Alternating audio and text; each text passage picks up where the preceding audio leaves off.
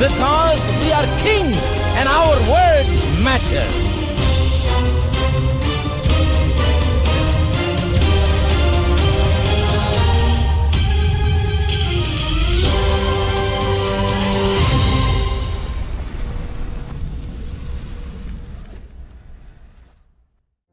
தேவன் நமக்கு அடைக்கலமும் ஆபத்து காலத்தில் துணையுமானவர். தேவன் நமக்கு அடைக்கலமும் ஆபத்து காலத்தில் துணையுமானவர். பூமி நீலை மாறினாலும் பூமி நீலை மாறினாலும் மலைகள் நிலை சாய்ந்து போனாலும் மலைகள் நிலை சாய்ந்து போனாலும் தேவன் நமக்கு அடைக்கலமும் ஆபத்து காலத்தில் துணையுமானவர். தேவன் நமக்கு அடைக்கலமும் ஆபத்து காலத்தில் துணையுமானவர். ஓர் நதியுண்டு அதன் நீர் கால்கள் நதியுண்டு அதன் நீர் கால்கள் தேவனுடைய நகரத்தை சந்தோஷிப்பிக்கும்.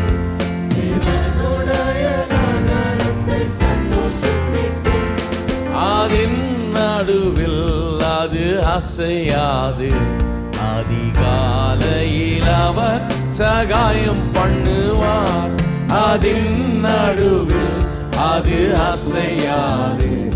அதிகாலையில் அவர் சகாயம் பண்ணுவார். தேவன் நமக்கு அடைக்கலமும் ஆபத்து காலத்தில் துணையுமானவர். தேவன் நமக்கு அடைக்கலமும் ஆபத்து காலத்தில் துணையுமானவர். சேனைகளின் கர்த்தர் நம்மோடு இருக்கிறார். சேனைகளின் கர்த்தர் நம்மோடு இருக்கிறார். யாக்கோபின் தேவன் நமக்கு உயர்ந்த அடைக்கலம். யாக்கோபின் தேவன் நமக்கு உயர்ந்த அடைக்கலம். பூமியிலே நடக்கின்ற தேவனுடைய செயல்களை வந்து பாருங்கள். பூமியிலே நடப்பிக்கின்ற தேவனுடைய செயல்களை வந்து பாருங்கள். தேவன் நமக்கு அடைக்கலமும் ஆபத்து காலத்தில் துணையுமானவர். தேவன் நமக்கு அடைக்கலமும் ஆபத்து காலத்தில் துணையுமானவர். பூமியின் காடை முனை மட்டும் பூமியின் காடை முனை மட்டும் யுத்தங்களை ஓய பண்ணுகிறார்.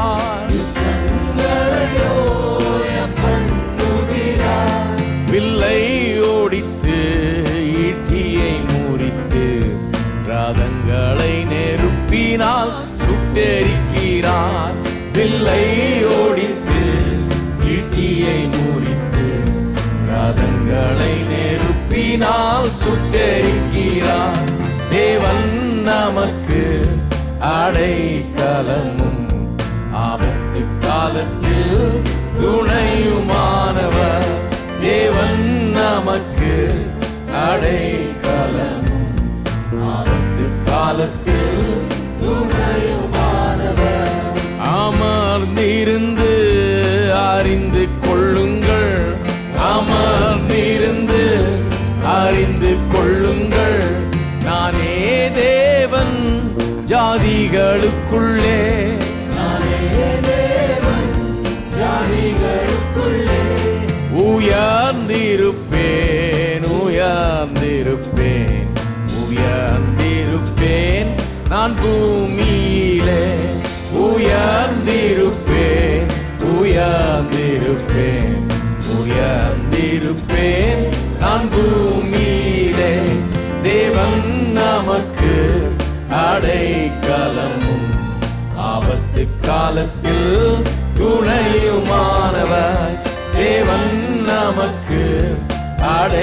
அடைக்கலம், ஆபத்து காலத்தில் துணையுமானவர்.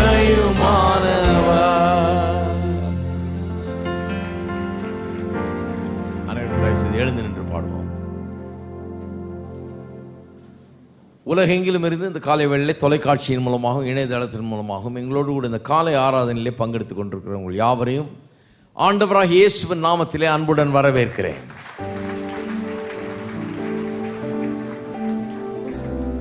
தேவன் நமக்கு அடைக்கலமும் ஆபத்து காலத்தில் அனுகூலமான துணையுமானவர். 46வது சங்கீதம் சொல்லுகிறது. அமர்ந்திருந்து அறிந்து கொள்ளுங்கள், நானே தேவன் என்று சொல்லுகிறது. நம்முடைய வாழ்க்கையின் பிரச்சனைகள் மத்தியிலே தேவன் எப்பேற்பட்டவர் என்பதை வெளிப்படுத்தி காண்பிக்க விரும்புகிறார். அதனால் பதற வேண்டாம், பயப்பட வேண்டாம், அமைதியாக இருந்து அறிந்து கொள்ளுங்கள், நானே தேவன் என்று சொல்கிறார். ஒவ்வொரு தடவையும் காட் கம்ஸ் த்ரூ. கர்த்தர் நமக்கு வெற்றியை தருகிறார், ஜெயத்தை உண்டு பண்ணுகிறார். கர்த்தர் தாம் யார் என்பதை நமக்கு வெளிப்படுத்தி காண்பிக்கிறார். நம்ம எல்லாரும் சேர்ந்து பாடுவோம். ஜெயம் கொடுக்கும் தேவனுக்கு கோடி கோடி ஸ்தோத்திரம், வாழ்வளிக்கும் இயேசு ராஜாவுக்கு வாழ்நாளெல்லாம் ஸ்தோத்திரம். ஜெயம் கொடுக்கும் தேவனுக்கு கோடி கோடி ஸ்தோத்திரம், வாழ்வளிக்கும் இயேசு ராஜாவுக்கு வாழ்நாளெல்லாம் ஸ்தோத்திரம். ஜெயம் கொடுக்கும் தேவனுக்கு கோடி கோடி ஸ்தோத்திரம், வாழ்வளிக்கும் இயேசு ராஜாவுக்கு வாழ்நாளெல்லாம் ஸ்தோத்திரம். அல்லேலூயா அல்லேலூயா பாடுவேன், ஆனந்த தொனியால் உயர்த்துவேன். அல்லேலூயா அல்லேலூயா பாடுவேன், ஆனந்த தொனியால் உயர்த்துவேன். ஜெயம் கொடுக்கும் தேவனுக்கு கோடி கோடி ஸ்தோத்திரம், வாழ்வளிக்கும் இயேசு ராஜாவுக்கு வாழ்நாளெல்லாம் ஸ்தோத்திரம். நீதியின் கரத்தினால் தாங்கி நடத்தினார், நீதியின் கரத்தினால் தாங்கி நடத்தினார். கர்த்தரே என் பலன், எவருக்கும் அஞ்சிடேன். கர்த்தரே என் பலன், எதற்குமே அஞ்சிடேன். ஜெயம் கொடுக்கும் தேவனுக்கு கோடி கோடி ஸ்தோத்திரம், வாழ்வளிக்கும் இயேசு ராஜாவுக்கு வாழ்நாளெல்லாம் ஸ்தோத்திரம். ஜெயம் கொடுக்கும் தேவனுக்கு கோடி கோடி ஸ்தோத்திரம், வாழ்வளிக்கும் இயேசு ராஜாவுக்கு வாழ்நாளெல்லாம் ஸ்தோத்திரம். அற்புதம் செய்பவர், அகிலம் படைத்தவர், அற்புதம் செய்பவர், அகிலம் படைத்தவர். யுத்தத்தில் வல்லவர், மீட்பர் ஜெயிக்கிறார். யுத்தத்தில் வல்லவர், மீட்பர் ஜெயிக்கிறார். ஜெயம் கொடுக்கும் தேவனுக்கு கோடி கோடி ஸ்தோத்திரம், வாழ்வளிக்கும் இயேசு ராஜாவுக்கு வாழ்நாளெல்லாம் ஸ்தோத்திரம். ஜெயம் கொடுக்கும் தேவனுக்கு கோடி கோடி ஸ்தோத்திரம், வாழ்வளிக்கும் இயேசு ராஜாவுக்கு வாழ்நாளெல்லாம் ஸ்தோத்திரம். உண்மை தேவன் நீ, உருக்கம் நிறைந்தவர். உண்மை தேவன் நீ,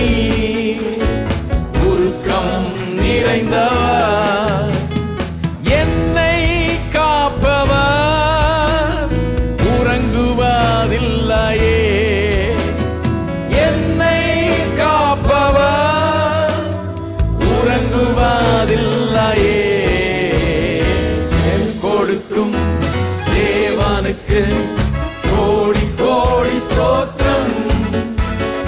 வாழ்வளிக்கும் இயேசு ராஜாவுக்கு வாழ்நாளெல்லாம் ஸ்தோத்திரம். ஜெயம் கொடுக்கும் தேவனுக்கு கோடி கோடி ஸ்தோத்திரம். வாழ்வளிக்கும் இயேசு ராஜாவுக்கு வாழ்நாளெல்லாம் ஸ்தோத்திரம். நம்பிக்கை தேவனே நன்மை தருபவர். நம்பிக்கை தேவனே நன்மை தருபவர். வார்த்தையை அனுப்பியே பாதை நீக்குவார். வார்த்தையை அனுப்பியே பாதை நீக்குவார். ஜெயம் கொடுக்கும் தேவனுக்கு கோடி கோடி ஸ்தோத்திரம். வாழ்வளிக்கும் இயேசு ராஜாவுக்கு வாழ்நாளெல்லாம் ஸ்தோத்திரம். ஜெயம் கொடுக்கும் தேவனுக்கு கோடி கோடி ஸ்தோத்திரம். வாழ்வளிக்கும் இயேசு ராஜாவுக்கு வாழ்நாளெல்லாம் ஸ்தோத்திரம். அற்புதம் செய்பவர், அகிலம் படைத்தவர். அற்புதம் செய்பவர், அகிலம் படைத்தவர். யுத்தத்தில் வல்லவர், மீட்பர் ஜெயிக்கிறார். யுத்தத்தில் வல்லவர், மீட்பர் ஜெயிக்கிறார். ஜெயம் கொடுக்கும் தேவனுக்கு கோடி கோடி ஸ்தோத்திரம். வாழ்வளிக்கும் இயேசு ராஜாவுக்கு வாழ்நாளெல்லாம் ஸ்தோத்திரம். ஜெயம் கொடுக்கும் தேவனுக்கு கோடி கோடி ஸ்தோத்திரம். வாழ்வளிக்கும் இயேசு ராஜாவுக்கு வாழ்நாளெல்லாம் ஸ்தோத்திரம். நம்பிக்கை தேவனே நன்மை தருபவர். நம்பிக்கை தேவனே நன்மை தருபவர். வார்த்தையை அனுப்பியே பாதை நீக்குவார். வார்த்தையை அனுப்பியே பாதை நீக்குவார். ஜெயம் கொடுக்கும் தேவனுக்கு கோடி கோடி ஸ்தோத்திரம். வாழ்வளிக்கும் இயேசு ராஜாவுக்கு வாழ்நாளெல்லாம் ஸ்தோத்திரம். ஜெயம் கொடுக்கும் தேவனுக்கு கோடி கோடி ஸ்தோத்திரம். வாழ்வளிக்கும் இயேசு ராஜாவுக்கு வாழ்நாளெல்லாம் ஸ்தோத்திரம்.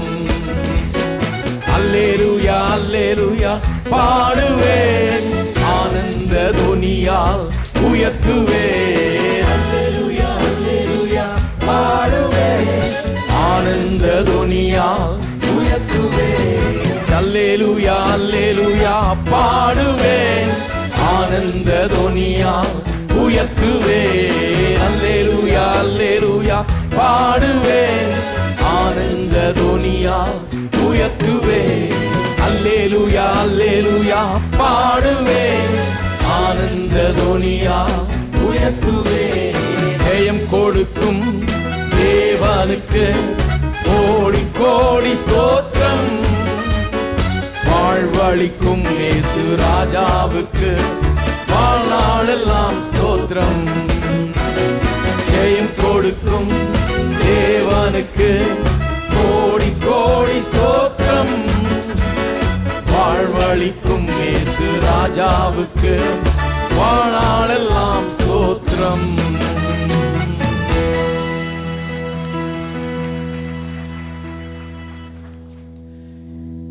ஜெயம் கொடுக்கிறவர், வாழ்வளிக்கிறவர். ஆமென்.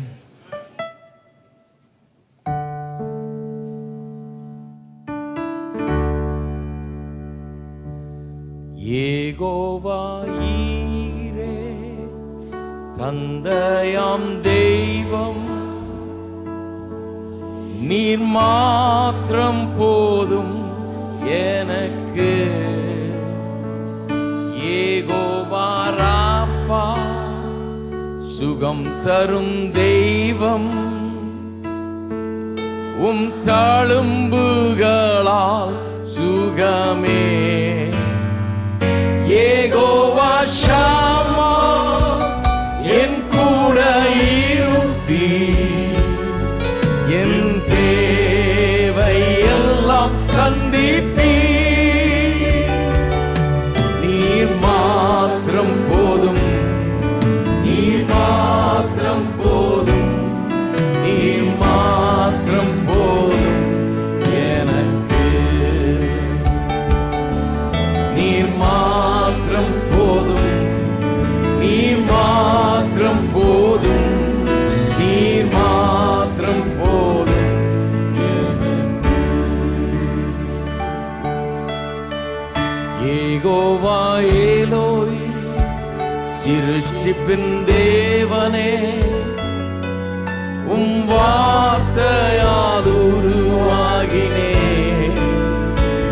யெகோவா பரிசுத்த உன்னதர் நீரே, உம்மை போல் வேறு தேவனில்லை.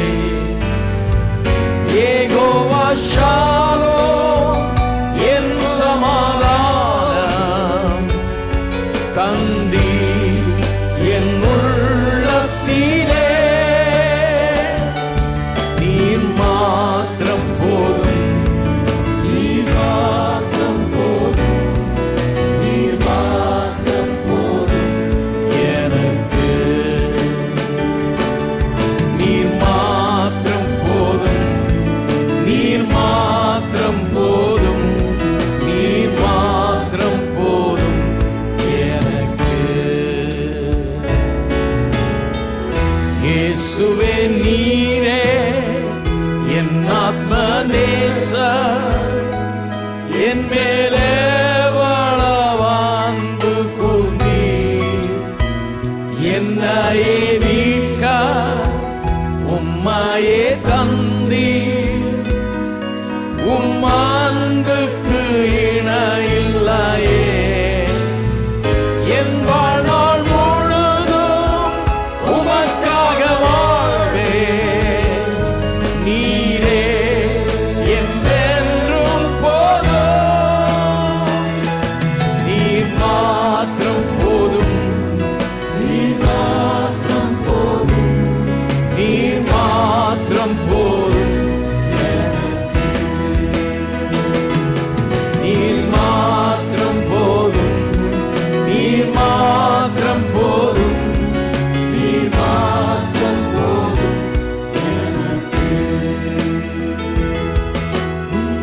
இயேசுவே நீரே என் ஆத்ம நேசர், என் மேலே வளவான்பு கூர்ந்தீர். என்னையே மீட்க உம்மையே தந்தீர், உம் அன்பிற்கு இணையில்லையே. என் வாழ்நாள் முழுதும் உமக்காக வாழ்வேன். நீரே என்றென்றும் போதும், நீர் மாத்திரம் போதும், நீர் மாத்திரம் போதும், நீர் மாத்திரம் போதும் எனக்கு. நீர் மாத்திரம் போதும், நீர் மாத்திரம் போதும், நீர் மாத்திரம் போதும் எனக்கு. நீர் மாத்திரம் போதும், நீர் மாத்திரம் போதும், நீர் மாத்திரம் போதும் எனக்கு. நீர் மாத்திரம் போதும், நீர் மாத்திரம் போதும், நீர் மாத்திரம் போதும் எனக்கு.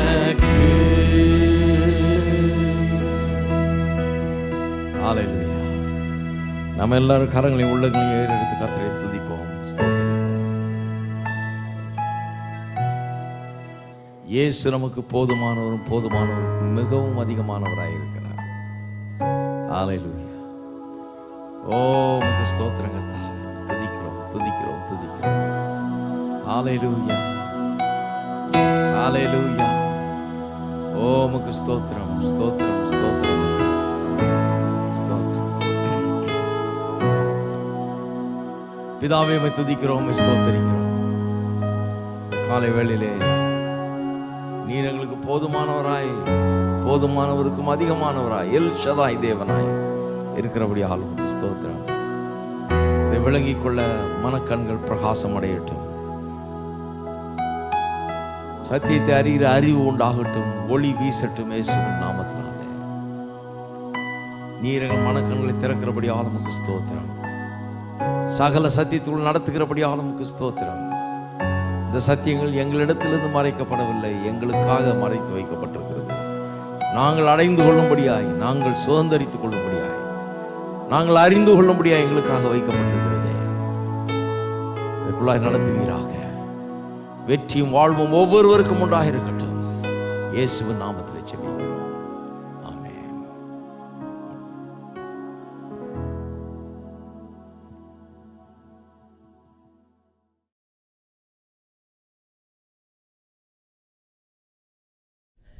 எபேசியர் 2:8.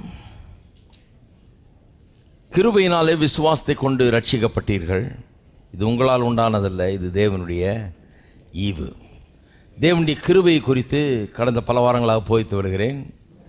முதல்ல ரட்சிப்பிலே தேவனுடைய கிருபை எப்படி வெளிப்படுகிறது என்பதை பார்த்தோம். ரட்சிப்பு தேவனுடைய கிருபையை எடுத்து காட்டுகிற ஒரு பெரிய வெளிப்பாடாக இருக்கிறது என்று வேதவசனம் சொல்லுகிறது. தேவனும் எல்லாரும் அவருடைய கிருபையை அறிந்து கொள்ள வேணும் என்று அவர் விரும்புகிறார். கிருபையை விளங்க பண்ண வேணும் என்பதற்காகவே அவர் கிருபையினாலே நம்மை விசுவாசத்தை கொண்டு ரட்சித்தார் என்று சொல்லப்பட்டிருக்கிறது. ஆகவே கிருபையினால் உண்டாகும் ரட்சிப்பை குறித்து பார்த்தோம், கிருபையை புரிந்து கொள்வதற்காக. அடுத்தது காக்கும் கிருபையை குறித்து பார்த்தோம். எப்படி நம்மை காப்பதற்காக, முடிவு பரியந்தம் காப்பதற்காக தேவன் 10 விதமான ஏற்பாடுகளை செய்து வைத்திருக்கிறார் நமக்காக என்பதையும் பார்த்தேன். இப்பொழுது கிருபையில் வாழ்வது என்பதை குறித்து நாம் போய்த்து வருகிறோம். கிருபையில் வாழ்வது, லிவிங் பை கிரேஸ். இதில் முக்கியமான ஒரு அம்சம் என்னவென்றால், இந்த கிருபையும் விசுவாசம் எப்படி ஒன்றாக செயல்படுகிறது என்பதை நாம் பார்க்க வேண்டும். கிருபை தருகிறது, விசுவாசம் எடுத்துக்கொள்கிறது. ஆகவேதான் கிருபையினாலே ரட்சிக்கப்பட்டோம் என்று சொல்லவில்லை, விசுவாசத்தினாலே ரட்சிக்கப்பட்டோம் என்றும் சொல்லவில்லை. கிருபையினாலே விசுவாசத்தை கொண்டு ரட்சிக்கப்பட்டோம், ரெண்டும் அங்கே கிரியை செய்கிறது. சிலர் கிருபையை மட்டும் வலியுறுத்துகிறார்கள். கிருபை தந்திருந்தால் அது கண்டிப்பாக நம்ம வாழ்க்கையில் ஆட்டோமேட்டிக்காக நடந்துடும், நாம் ஒன்றும் செய்ய வேண்டியதில்லை என்று விசுவாசத்தை அவசியமில்லாதது போல் எண்ணுகிறார்கள். கிருபை கொடுத்திருக்கிறது, அது போதும், கடவுள் கொடுத்திருந்தால் அது எல்லாருக்கும் கிடைச்சிடும் அப்படிங்கிற ரீதியில் எண்ணுகிறார்கள். கடவுள் கொடுத்திருக்கிறதெல்லாம் ஆட்டோமேட்டிக்காக நமக்கு கிடைப்பதில்லை என்று தான் வேதவசனம் போதிக்கிறது. கிருபை கொடுக்கிறது, விசுவாசம் எடுத்துக்கொள்ளுகிறது. எடுத்துக்கொள்கிறதுக்கு விசுவாசம் வேணும். ஆகவே கிருபை மட்டும் போதாது, விசுவாசமும் அவசியம் எடுத்துக்கொள்கிறதுக்கு. சிலர் விசுவாசத்தை மட்டும் வலியுறுத்துகிறார்கள். விசுவாசத்தை மட்டும் வலியுறுத்தும் போது என்ன ஆகுதுன்னா, அது ஒரு லீகலிஸ்டிக் பெரிய ஒரு பெரும் முயற்சியாகிடுகிறது. கர்த்தரிடத்திலிருந்து ஒன்றை பெற்றுக்கொள்வதற்காக நான் விசுவாசிக்கிறேன், நான் ஜெபிக்கிறேன், நான் கூப்பாடு போடுறேன், நான் கண்ணீர் விடுறேன், நான் உபவாசம் இருக்கிறேன், நான் கர்த்தருடைய சிங்காசனத்தை ஆட்டி அசைச்சு அவருடைய மனசை மாற்றி நான் எனக்கு கொடுக்க வைக்கிறேன். அப்பேற்பட்ட ஒரு விபரீத முயற்சியில் ஜனங்கள் இறங்கிடுறாங்க. விசுவாசத்தை மட்டும் போதிச்சார். நற்செய்தி என்னென்னா, கிருபை கொடுத்துருச்சு ஏற்கனவே, அதை நம்ம எடுத்துக்கொள்ள வேண்டும். கொடுத்தது தான் எடுத்துக்கொள்கிற இல்லையோ, கொடுக்காததை கொடுக்க வைக்க முடியாது. அவர் கொடுக்க மாட்டேன்னு சொல்லிட்டாருன்னா அப்புறம் கொடுக்க வைக்க முடியாது. கொடுத்ததை நம்ம கெஞ்சி பெற்றுக்கொள்ள வேண்டியதில்லை, உபவாசம் கடந்து எடுத்துக்கொள்ள வேண்டியதில்லை. கொடுத்ததுக்காக நாம் கதற வேண்டியதில்லை, கூப்பாடு போட வேண்டியதில்லை, காத்திருக்க வேண்டியதில்லை, ஒன்றும் பண்ண வேண்டியதில்லை. அதை எடுத்துக்கொள்ளலாம் விசுவாசத்தில். இப்படி தான் வேதவசனம் நமக்கு இதை போதிக்கிறது. உதாரணத்துக்கு சுகத்தை எடுத்துக்கொள்வோம். சுகத்தை எடுத்துக்கொள்ளீர்கள். இன்றைக்கு கர்த்தர் ஒருவரையும் சுகமாக்குகிறது கிடையாது. இன்றைக்கு ஒருவரையும் சுகமாக்குகிறது கிடையாது. பெரிய சர்ச்சை பாருங்கள். அந்த காலத்தில் சுகமாக்கினார், இப்போ சுகமாக்குறாரா? சிலர் சொல்கிறாங்க அது சீஷர்களுடைய காலத்தோடு முடிஞ்சு போச்சு, அப்போஸ்தலர்கள் காலத்தோட சுகமெல்லாம் முடிஞ்சு போச்சு, அதுக்கப்புறம் யாரையும் சுகமாக்குறது இல்லைன்னு. நான் சொல்லுகிறேன், இன்றைக்கு கர்த்தர் யாரையும் சுகமளிப்பது கிடையாது. இன்றைக்கி என்ன பண்ணுறாரு? இன்றைக்கு சுகமளிக்கிறது கிடையாது. 2000 வருஷத்துக்கு முன்னால் கல்வாரி சிலுவையில் நம்முடைய பாவ சாபங்களையும் நோய்களையும் சுமந்து தீர்த்தாரே, அன்றைக்கே சுகத்தை அழித்து விட்டார்.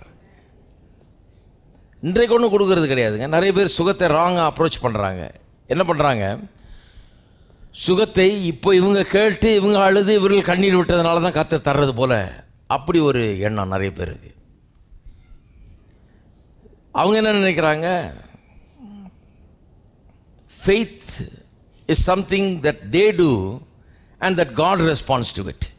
இவர்கள் ஏதோ ஒன்று பண்ணுறாங்க, இவங்க ஜெபம் பண்ணுறாங்க, கெஞ்சுறாங்க, கண்ணீர் விடுறாங்க, அதுக்கு கர்த்தர் மறு உத்தரவு அளிக்கிறார். அதுதான் அப்படி தான் விசுவாசம் வேலை செய்யுதுன்னு நினைக்கிறாங்க. கிடையாது, அப்படி அல்ல விசுவாசம்.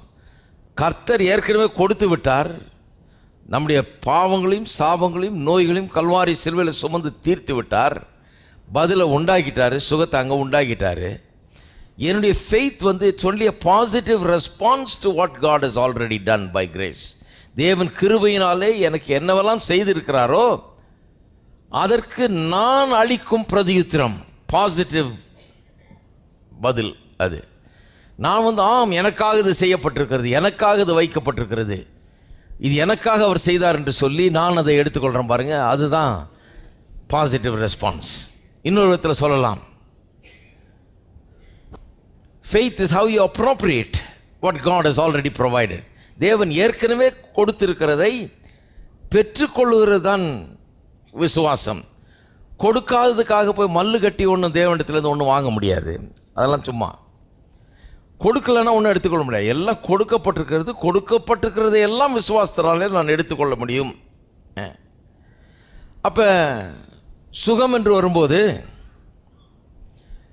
நீங்கள் ஏதோ விசுவாசித்ததுனால உங்களுக்கு கர்த்தர் சுகம் தரல, கர்த்தர் சுகத்தை தந்திருக்கிறதுனால நீங்கள் விசுவாசித்து இப்பொழுது பெற்றுக்கொள்கிறீர்கள். கரெக்டாக புரிந்து கொள்ளணும். வண்டியை மாட்டுக்கு முன்னால் கட்டிட்டா அப்புறம் இழுக்கிறது ரொம்ப கஷ்டம். மாடை வண்டிக்கு முன்னால் கட்டணும், எது முன்னால் வருதுன்னு பார்க்கணும். நீங்கள் விசுவாசத்தினால அவர் இப்போ தர்றதில்லை. சிலர் என்ன நினைக்கிறேன், நான் இப்போ விசுவாசிக்கிறேன் அவர் எனக்கு தரணும், அப்படி கிடையாது. அப்படி நடக்கிறது இல்லை. அது பெரும் முயற்சி ஆகிடும், அது ரொம்ப கஷ்டமாயிடும். நான் விசுவாசிக்கிறதுனால அவர் தர்றதில்லை, அவர் தந்து விட்டார், ஆகவே நான் விசுவாசிக்கிறேன், எடுத்துக்கொள்ளுகிறேன். அவர் தந்துட்டதுனால நான் இப்பொழுது இது என்னதுன்னு நம்பி நான் எடுத்துக்கொள்கிறேன். பேங்க்கில் பணம் போட்ட மாதிரி, பேங்க்கில் பணம் போட்டிருந்தால் உங்கள் கையில் ஒரு நயா பைசா கூட கிடைக்காது. பணம் போட்டிருக்காங்கன்னு தெரிஞ்சு, எந்த அக்கௌண்ட்னு தெரிஞ்சு, அதுக்கு சட்டப்பூர்வமான ஆவணங்களை நீங்கள் கொடுத்து, அதுக்கு உரிமை கொண்டாடி, சொந்தம் பாராட்டி, அதுக்கப்புறம் செக் புக்கை கொடுப்பாங்க. அப்புறம் நீங்கள் செக் எழுதுனா தான் கையில் காசு உங்களுக்கு வரும். பணம் போட்டதுனால உங்களுக்கு ஒன்றும் வந்துடாது, பணம் உங்களுக்கு இருக்குது. நான் சொல்லுகிறேன், தேவாதி தேவன் கர்த்தாதி கர்த்தன் உங்களுக்காக வெறும் பணம் இல்லைங்க, எல்லாத்தையும் போட்டு வச்சிருக்கிறார். பணத்துக்கும் மேலே எல்லாத்தையும் உங்களுக்கு ஆவி, ஆத்மா, சரீரம், குடும்பம், பொருளாதாரம், கையின் பிரயாசம், எல்லாவற்றுக்கும் தேவையான சகலவற்றையும் தேவன் அங்கே உங்களுக்காக வைத்திருக்கிறார், ஏற்படுத்தி வைத்திருக்கிறார். இது முதல்ல எனக்காக ஏற்படுத்தி வைக்கப்பட்டிருக்கிறது என்பதை புரிந்து கொள்ளணும். அதுதான் கிருபையை புரிந்து கொள்வது. எனக்காக இதெல்லாம் கர்த்தர் கொடுத்து வச்சிருக்கிறாருன்னு புரிந்து கொண்டு, அவர் கொடுத்து வச்சிருக்கிறதுனால நான் எடுத்துக்கிறேன் ஒழிய, பேங்க்கில் பணம் இல்லாமல் சும்மா செக் எழுதிட்டு இருக்க முடியாது. நான் செக் எழுதுனதுனால அங்கே பணம் இருக்காது. ஹலோ, நான் கேட்டதுனால ஒன்று அவர் கொடுத்துட்றதில்ல. அவர் அவர் தான் சொல்கிறார், கேளுங்கள் அப்பொழுது உங்களுக்கு கொடுக்கப்படும்னு. ஏன் அவர் வச்சிருக்கிறாரு, அவர் நமக்குன்னு வச்சிருக்கிறாரு, கேட்டு வாங்கிக்கங்கிறாரு. அப்போ நான் கேட்டதுனால அவர் தர்றதில்ல, நான் கேட்கறதுக்கு முன்னாடியே, எனக்கு அறிவு வர்றதுக்கு முன்னாடியே, என் தாயின் கற்பத்தில் நான் உருவாகிறதுக்கு முன்னாடியே எனக்காக எல்லாவற்றையும் செய்து முடித்து வைத்து விட்டார். இதுதான் வேத வசனத்தின் போதனை. ஆகவே இன்றைக்கு யாரும் அவர் சுகமாக்குறது இல்லை. இன்றைக்கி சுகத்தை நாம் எடுத்துக்கொள்கிறோம். அவர் அன்றைக்கே சுகமாக்கி விட்டார், சுகமாக்கி முடிச்சு விட்டார். இன்றைக்கி ஒரு தடவை நீங்கள் கூப்பிட்றப்போ அவர் இறங்கி வர்றதில்லை.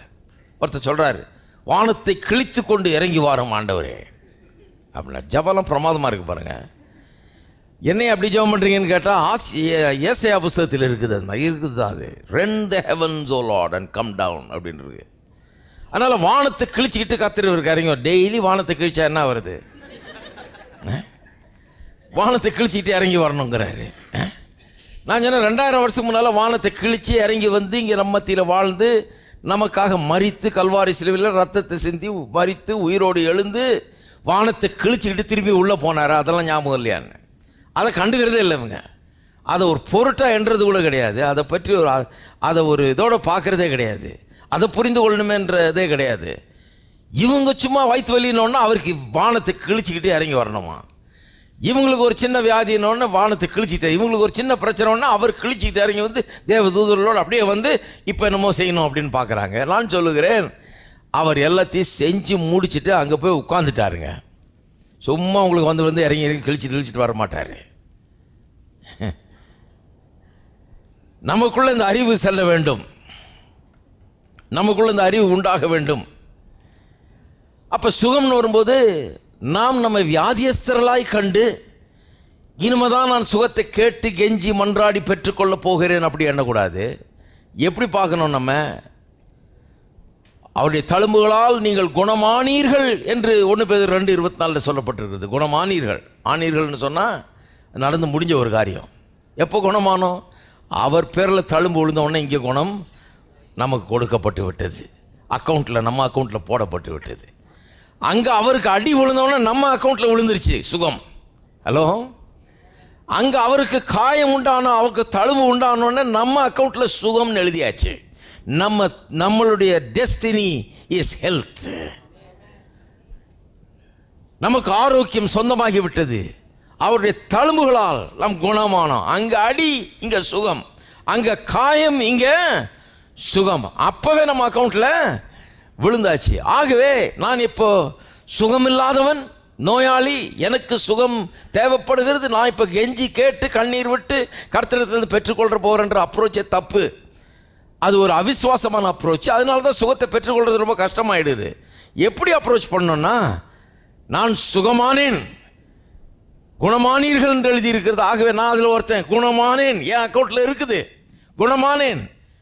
ஆகவே அதிலிருந்து எனக்கு இருக்கிற அந்த குணம் சுகம், அதை ஒருபோதும் பிசாசானவன் பறித்து போட நான் விடமாட்டேன். இப்போ குணமானோம், நாம அப்படி தழும்புகளால் குணமானீர்கள். இப்போ வியாதியாக இருக்கும்போது என்ன நடந்துக்கிட்டு இருக்குதுன்ற ரெக்கக்னைஸ் பண்ணணும். இப்போ வியாதியாக இருக்கும்போது எனக்கு கொடுக்கப்பட்டிருக்கிற என்னுடைய சொத்தை சுதந்திரித்த என்னுடைய உரிமையை பிசாசானவன் பறித்து எடுக்க பார்க்குறான். என்னுடையதை பிடுங்கி கொள்ள பார்க்குறேன். நான் ஒருபோதும் அதை விடவே மாட்டேன். பாருங்க, இப்போ எவ்வளோ ஈஸியாகிடுது பாருங்க. இல்லாததை அடையிறதுன்றது ஒரு பெரும் முயற்சி. அது ரொம்ப கஷ்டமான முயற்சி. அது கிடைக்குமோ கிடைக்காதோ அப்படி தான் இருக்கும் என்றைக்குமே. இருக்கிறத காப்பாற்றி கொள்றதுன்றது ரொம்ப சிம்பிளான முயற்சி. ஹலோ, இருக்கிறத காப்பாற்றி கொள்றதுன்றது ரொம்ப சாதாரணமான முயற்சி. என்கிட்ட இருக்குது, நான் வீட்டை பூட்டி வைக்கிறேன், நான் கரெக்டாக வைக்கிறேன், நான் பார்த்துக்கிறேன். என்னுடைய பணம், என்னுடைய காசு, என்னுடைய நகை, என்னுடைய சாமான் எல்லாம் கரெக்டாக நான் வச்சுக்கிறேன். இதே நான் பணம், நகை, சாமான் எல்லாத்தையும் போய் சம்பாதிக்கணும்னா அது என்னைக்கு ஆகுமோ ஆகாதோ, வருமோ வராதோ அப்படிங்கிற ஒரு நிலைமை தான் இருக்கும். இருக்குது, இருக்கிறத நான் காப்பாற்றி கொள்ளுகிறேன். அப்போ வியாதி வரும்போது என்ன நினைக்கணும்? என்னுடைய சுதந்திரத்தை பறித்து கொள்ள பார்க்கிறான். நான் விட மாட்டேன். நான் என்னுடைய சுதந்திரத்தை நான் பிடிச்சி வைத்துக்குவேன். நான் என் கேட்டை பூட்டுவேன். கேட்டெல்லாம் எந்த கேட்டை பூட்டுவீங்க? இதான் சங்கீதக்காரன் சொல்கிறா இல்லையா, துன்மார்க்கன் இருக்கு மட்டும் என்னுடைய வாயை கடிவாளத்தால் அடக்கி வைப்பேன். துன்மார்க்கன் எந்த துன்மார்க்கன் சொல்கிறான்? பிசாசு சொல்கிறான். அவன் சுற்றிக்கிட்டே இருக்கிறான். வாயை திறந்தால் இது வழியே பூந்துடுறான் உள்ள. ரொம்ப ஜாக்கிரதையாக இருக்கணும். அவனுக்கு கேட்டு அதுதான். இந்த வாசலை திறந்து விட்டு அவன் ஒழுக்குன்னு உள்ளே பூந்து அவன் வேலையை பண்ண ஆரம்பிச்சிருவான். நிறைய பேருக்கு எப்படி பூந்தான் பிரதர் எனக்கு தெரியலையேன்றான். நல்லா என்ன பேசுனீங்கன்னு கொஞ்சம் யோசித்து பாருங்க. யோசித்து பார்த்தா தெரியும். இந்த நோயில் ஆகப்பட்டவங்க 180 பேர் சாகிறாங்களாம். அதானே பேசணும். அப்படி பேசும்போது என்ன ஆகும் பாருங்க. எது பேசுகிறோன்றது ஜாக்கிரதையாக இருக்கணும். வாழ்வை பேச வேண்டும், சாவை அல்ல. ஜீவனை பேச வேண்டும், மரணத்தை அல்ல. பாசிட்டிவாக பேசணும், நெகட்டிவாக பேசக்கூடாது. ஏனென்றால் அதனால்தான் நீதிமொழியில் சொல்லப்பட்டிருக்கிறது, எண்ணங்கள் சரியில்லைன்னா வாயை உன் கையால் மூடு. ஒரு பெரிய வெளிப்பாடு பாருங்கள். சிலர் எப்படி மூடுறதுன்னு தான் தெரியல பிரதர், நான் மூட தான் ட்ரை பண்ணுறேன். கை இருக்குதே, அதுக்கு தானே கடவுள் கொடுத்துருக்கார் கை. பைபிளில் பாருங்கள், ஏபிசிடி சொல்லித்தர மாதிரி சொல்லி தருது. கையை எடுத்து வாயை, உன்னுடைய கை பத்தலைன்னா யாராவது பக்கத்தில் மனைவியின் கையும் எடுத்து சேர்த்து வச்சு அவங்கள்ட்ட சொன்னால் கரெக்டாக பண்ணிவிடுவாங்க. அவங்க எப்பாவது நான் வாயை திறந்து தப்பாக பேசினேன், உன் கையால் எங்கள் வாயை மூடுன்னு சொல்லிட்டு சரியாக போச்சு. அவங்க பார்த்துக்குவாங்க ரொம்ப கரெக்டாக. ஒரு அம்மா சொல்லுது என்கிட்ட, நீங்கள் போதிச்சிங்க என் வாய், எங்கள் வீட்டில் பையன் பேச விட மாட்டேறான், ஏதாவது பேசினா பார்சல்கிட்ட சொல்கிறாருங்க, என்ன பேசுகிறீங்க நீங்கள். அவன் போதும் வாயை மூடுறதுக்கு. சின்ன பசங்கள்கிட்ட சொல்லி வச்சா போதும், கரெக்டாக வாயை மூடிடுவான் எதாவது பேசுனா. அப்போ பாருங்கள், கேட்டை திறந்து விட்டுறக்கூடாது சாத்தானே. அவன் நுழைய பார்த்துட்டு இருக்கான், அவன் வழி வகை தேடி கொண்டு இருக்கிறான், எப்படிடா நுழையலான்னு பார்த்துக்கிட்டு இருக்கிறான். நம்ம வழி உண்டாக்கி கொடுத்துடக்கூடாது. சுகம் நம்முடைய சுதந்திரம், நம்முடைய சொத்து, நம்முடைய உரிமை, நம்முடைய பிறப்புரிமையாக இருக்கிறது. ரத்தத்தை சிந்தி கல்வாரி சிலுவையில் நமக்காக அதை பெற்று தந்திருக்கிறார் நம்முடைய இயேசு. அது என்னுடையது. இப்போ என்னுடையதுன்னா அப்போ பலவீனம் வர்றப்ப, சுகமீனம் வர்றப்ப, வியாதி வர்றப்ப நான் எப்படி நிற்கணும்? இது என்னுடையது, இதை நான் பறிக்க விட மாட்டேன், விழிப்பாக இருக்க போகிறேன், ஜாக்கிரதையாக இருக்க போகிறேன், சுகத்தை நான் எடுத்துக்கொள்ள போகிறேன். சுகம் என்னுடையது, வியாதியை நிராகரிக்கிறேன் இயேசுவின் நாமத்தில். இப்படி தான் நம்ம போக வேண்டியதாக இருக்கிறது. ஆகவே இன்றைக்கு எப்படியெல்லாம் நமக்கு ஏற்கனவே கொடுக்கப்பட்டிருக்கிறது என்பதை அறிந்து கொள்வது தான் ரொம்ப பெரிய கஷ்டமாக இருக்குது விசுவாசிகளுக்கு. திருப்பம் 1-2 வசனங்கள் இன்றைக்கு எடுத்து காண்பிக்க இருக்கிறேன். எபேசியர் 1ஆம் அதிகாரம் 3ஆம் வசனம். எபேசியர் 1:3. நம்முடைய கர்த்தராகிய இயேசு கிறிஸ்துவின் பிதாவாகிய தேவனுக்கு ஸ்தோத்திரம். அவர் கிறிஸ்துவுக்குள் உன்னதங்களிலே ஆவிக்குரிய சகல ஆசீர்வாதத்தினாலும் நம்மை ஆசீர்வதித்திருக்கிறார். ஆவிக்குரிய சகல ஆசீர்வாதங்களாலும் நம்மை ஆசீர்வதித்திருக்கிறார். இப்போதைக்கு இது மட்டும் சொல்லுங்க, சகல ஆசீர்வாதங்களாலும் நம்மை ஆசீர்வதித்திருக்கிறார். ஆசீர்வதித்திருக்கிறார்னா என்ன டென்ஸ்? அது பாஸ்ட் டென்ஸ் இல்லையா? பாஸ்ட் டென்ஸ்னா நடந்து முடிஞ்ச ஒரு காரியம்.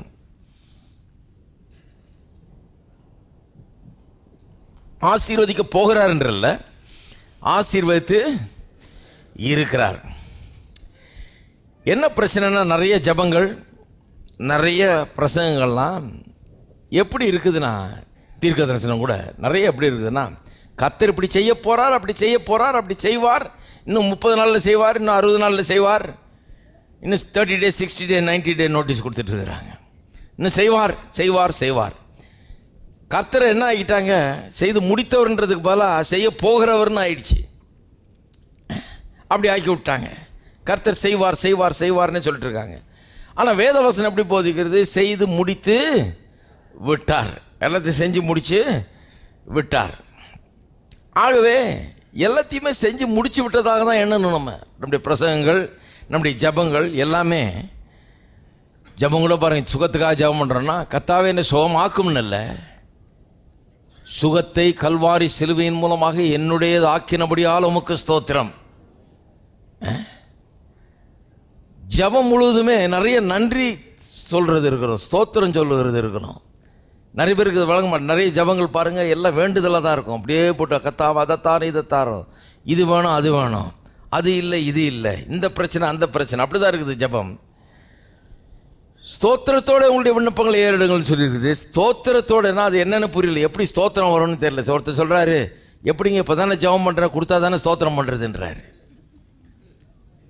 இல்லையே, வேதத்தில் வேறு மாதிரி சொல்லியிருக்கு. ஸ்தோத்திரம் விண்ணப்பம் பண்ணும்போதே ஸ்தோத்திரம் அப்படின்னா என்ன அர்த்தம்? ஜபமே வேறு மாதிரி இருக்கணும். எப்படி இருக்கணும்? ஜபம் பண்ண துவங்குறவனுக்கு முதல்ல என்ன தெரியணும்? கர்த்தர் எனக்காக எல்லாத்தையெல்லாம் கொடுத்து வச்சுட்டார், கொடுத்ததையே திருப்பி கேட்கக்கூடாது. இப்போ நான் உங்கள்கிட்ட ஒன்று கொடுத்துட்டேன்னு வைங்க, இந்த பைபிளை உங்கள்கிட்ட கொடுத்துட்டேன், கொடுத்த பிறகு கொஞ்சம் இந்த பைபிளை தர்றீங்களா அப்படின்னு நீங்கள் கேட்டிங்கன்னா எனக்கு குழம்பிடுவேன். நான் என்னன்னு நினைக்கிறதுன்னு தெரியாமல், நம்ம தப்பு பண்ணோமா இல்லை அவர் தப்பு பண்ணுறாரா, நான் கொடுத்தனான்னு எனக்கே சந்தேகம் வந்துடும். கர்த்தர் குழம்ப மாட்டார்னு நினைக்கிறேன், ஆனால் குழம்ப முடியும்னா அவரே குழம்பி போயிடுவார். நிறைய கிறிஸ்தவங்க பண்ணுற ஜபத்தில் கத்திர பெரிய குழப்பத்தில் தான் இருப்பார்னு நினைக்கிறேன். குழம்பு கூடியவராக இருந்தா என்ன இப்படி பண்ணுறாங்களேன்னு. நிறைய ஜபங்கள், ஏறெடுக்கப்படுற ஜபங்கள்லாம் பரலோகத்தில் அர்த்தமற்றதாக வீணான வார்த்தைகளாக தான் காணப்படும்னு நினைக்கிறேன். ஏன்னா அவர் கொடுத்ததையே கொடுன்னு சொல்லிட்டு இருக்கிறாங்க. ஏற்கனவே அவர் கொடுத்துட்டதை, டெபாசிட் பண்ணதை, இவங்களுக்காக சம்பாதிச்சு வச்சதை, ஏற்கனவே ஏற்படுத்தி இருக்கிற காரியங்களை இனிமேல் தாருன்னு கேட்டுக்கிட்டு இருக்கிறாங்க. எவ்வளோ பெரிய குழப்பமாக இருக்குன்னு பாருங்கள். நிறைய பேருக்கு இது வழங்குறதே கிடையாது. சகல ஆசீர்வாதங்களாலும் நம்மை ஆசீர்வதித்திருக்கிறார் என்கிறது தான் உண்மை. நிறைய நேரத்தில் ஜெபம் பண்ணுறதை நம்ம எப்படின்னு யோசிக்கணும். ஜெபம் பண்ண முன்னாடி நம்ம எப்படி, இப்போ சுகத்தை பற்றி ஜெபம் பண்ணால் எப்படி ஜெபம் பண்ணுறோன்றது யோசிக்கணும். இயேசு பாருங்கள், சுகத்தை பற்றி, சுகத்துக்காக வந்தவர்களுக்கெல்லாம் ஜெபம் பண்ணவே இல்லை. அவர் என்ன சொன்னார்? சுகத்தை கூறினார், அவ்வளோதான். சுகமாக என்று சொன்னார். கையை நீட்டினார், எழுந்து நடனார், காது திறக்கப்படட்டோன்னார், அவ்வளோதான். அப்போ ஜெபமெல்லாம் அந்த ரீதியில் இருக்க வேண்டும். ஏற்கனவே இதை பாருங்கள், இயேசு வந்த காலத்தில் எல்லாம் யூதர்கள் அவள் மத்தியில் தான் ஊழியம் செஞ்சார். அவர்களுக்கெல்லாம் அது பிள்ளைகளின் அப்பம். சுகம் என்கிறது அவர்களுக்கு கொடுக்கப்பட்டிருக்கிற ஒரு சுதந்திரம், அவளுடைய உரிமை. பாருங்கள், அவங்க சுகம் தேவைன்றப்ப அவங்க எடுத்துக்கொள்ளலாம். அவங்களுக்காக வைக்கப்பட்டிருக்கிறது உடன்படிக்கையில் ஒரு பங்கு அது. அதனால தான் இயேசு என்ன சொல்கிறாரு? ஆபிரகாமின் குமாரத்தியாகி இவள் 18 ஆண்டுகளாக கூனியாக இருக்கிறாளே, அது இருக்கலாமா அப்படிங்கிறார். ஏன்னா இருக்கக்கூடாதான். ஏன் இருக்கக்கூடாது? ஏன்னா ஆபிரகாமின் குமாரத்தி. ஏன் ஆபிரகாமுக்கு குமாரத்தி கூனியாக இருக்கக்கூடாது? ஏன்னா அவளுக்கு கடவுள் சுகத்தை வச்சிருக்கிறாரே, அது அவளுடைய சொத்தாச்சே. அது அவளுடைய அப்பன் அவளுக்காக கொடுத்தது. தேவன் அவளுக்காக கொடுத்த ஒரு சொத்து அது. ஆகவே சொல்கிறாரு, அவள் எப்படி 18 வருஷமாக கூனியாக இருக்கலாம் அப்படிங்கிறாரு. அப்போ எல்லாரும் சொல்லுங்கள், சுகம் என்னுடைய சொத்து, என்னுடைய சுதந்திரம், நான் அதற்கு உரிமையாளன். அப்போ ஜெபத்தில் அது ரிஃப்ளெக்ட் ஆகணும். அந்த பேச்சு தான் இருக்கணும், அந்த விதமான பேச்சு தான் இருக்கணும். மொழிய நான் ஏதோ சுகத்தை நாடி வந்த மாதிரி, இப்போ தான் தேடி வந்த மாதிரி, என்கிட்ட அது இல்லாத மாதிரி, எனக்கு அது கொடுக்கப்படலைங்கிற மாதிரி, இப்போ தான் நான் கேட்டு பெற்றுக்கொள்ளுகிறோம்ங்கிற மாதிரி ஜெபம் பண்ணவே கூட. ஜெபத்தை மாத்திரம் கொஞ்சம் அந்த மாதிரி ஜெபம் பண்ணும்போதே ஒரு அவிசுவாசம் அதில் வந்துடுது. கிடைக்குமா கிடைக்காதா அப்படிங்கிற அவிசுவாசம் நமக்கு வந்துடுது. இதில் அவிசுவாசமே கிடையாது. இது என்ன என்னுடையது, இது எனக்கு சொந்தமானது என்று நாம் நம்புகிறோம் இல்லையா? பாருங்கள், கூட்டத்துக்கு வர்றோம். சில இடங்களில் கூட்டத்துக்கு கூட்டம் ஆரம்பிக்கிற ஜெபமே இப்போ பயங்கரமாக இருக்கும். நான் ஒரு இடத்துக்கு போயிருந்தேன் பாருங்கள். ஒருத்தர் சொல்கிறாரு, இது பண்ணுறாரு, கூட்டத்தின் ஆரம்பத்தில் பிசாசை உருட்டி பரட்டிகிட்டு இருக்கிறாரு. அவர் பிசாசை உன்னை கட்டுகிறேன், உன்னை வெளியேற்றுகிறேன், உன்னை இது பண்ணுறேன், அது பண்ணுறேன். நான் நினச்சேன், என்ன இவ்வளோ பெரிய நல்ல கோயிலில் பிசாசு தான் பூந்துட்டு இருந்தான் போல இருக்கு எவ்வளோ நேரம். கண்ணை மூடி அவர் ஜபம் ஆரம்பித்ததுலேருந்து பிசாசை பற்றி தான் அவருக்கு ரொம்ப உணர்வு அதிகமாக இருக்குது. பிசாசுன்றாரு. நான் சொல்கிறேன், கண்ணை மூடினோடனே கடவுளை பற்றிய உணர்வு தான் அதிகமாக இருக்கணும் நமக்கு. ஏன்னா கடவுள் என்ன சொல்லியிருக்காரு? என் நாமத்தினால் 2-3 பேர் எங்கே கூடுறீங்களோ அங்கே அவர்கள் மத்தியில் நான் இருப்பேன்.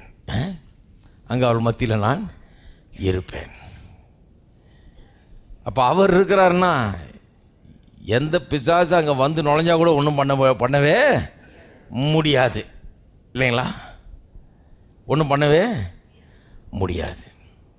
அப்போ ஜபம் அந்த ரீதியில் இருக்கணும். நீர் எங்கள் மத்தியில் இருக்கிறபடி ஆலமுக்கு ஸ்தோத்திரம், இருப்பேன் என்று சொன்னீரே, நீர் இருக்கிறீர், அதற்காக உமக்கு ஸ்தோத்திரம்.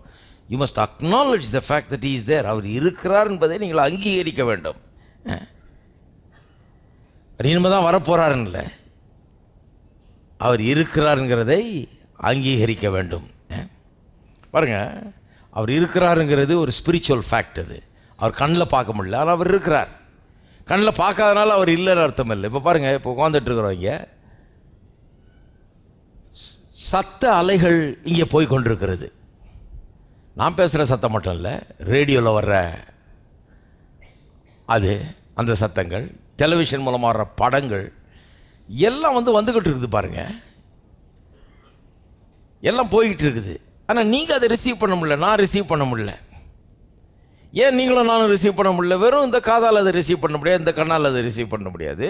அதுக்கு ஒரு ரிசீவர் தேவை.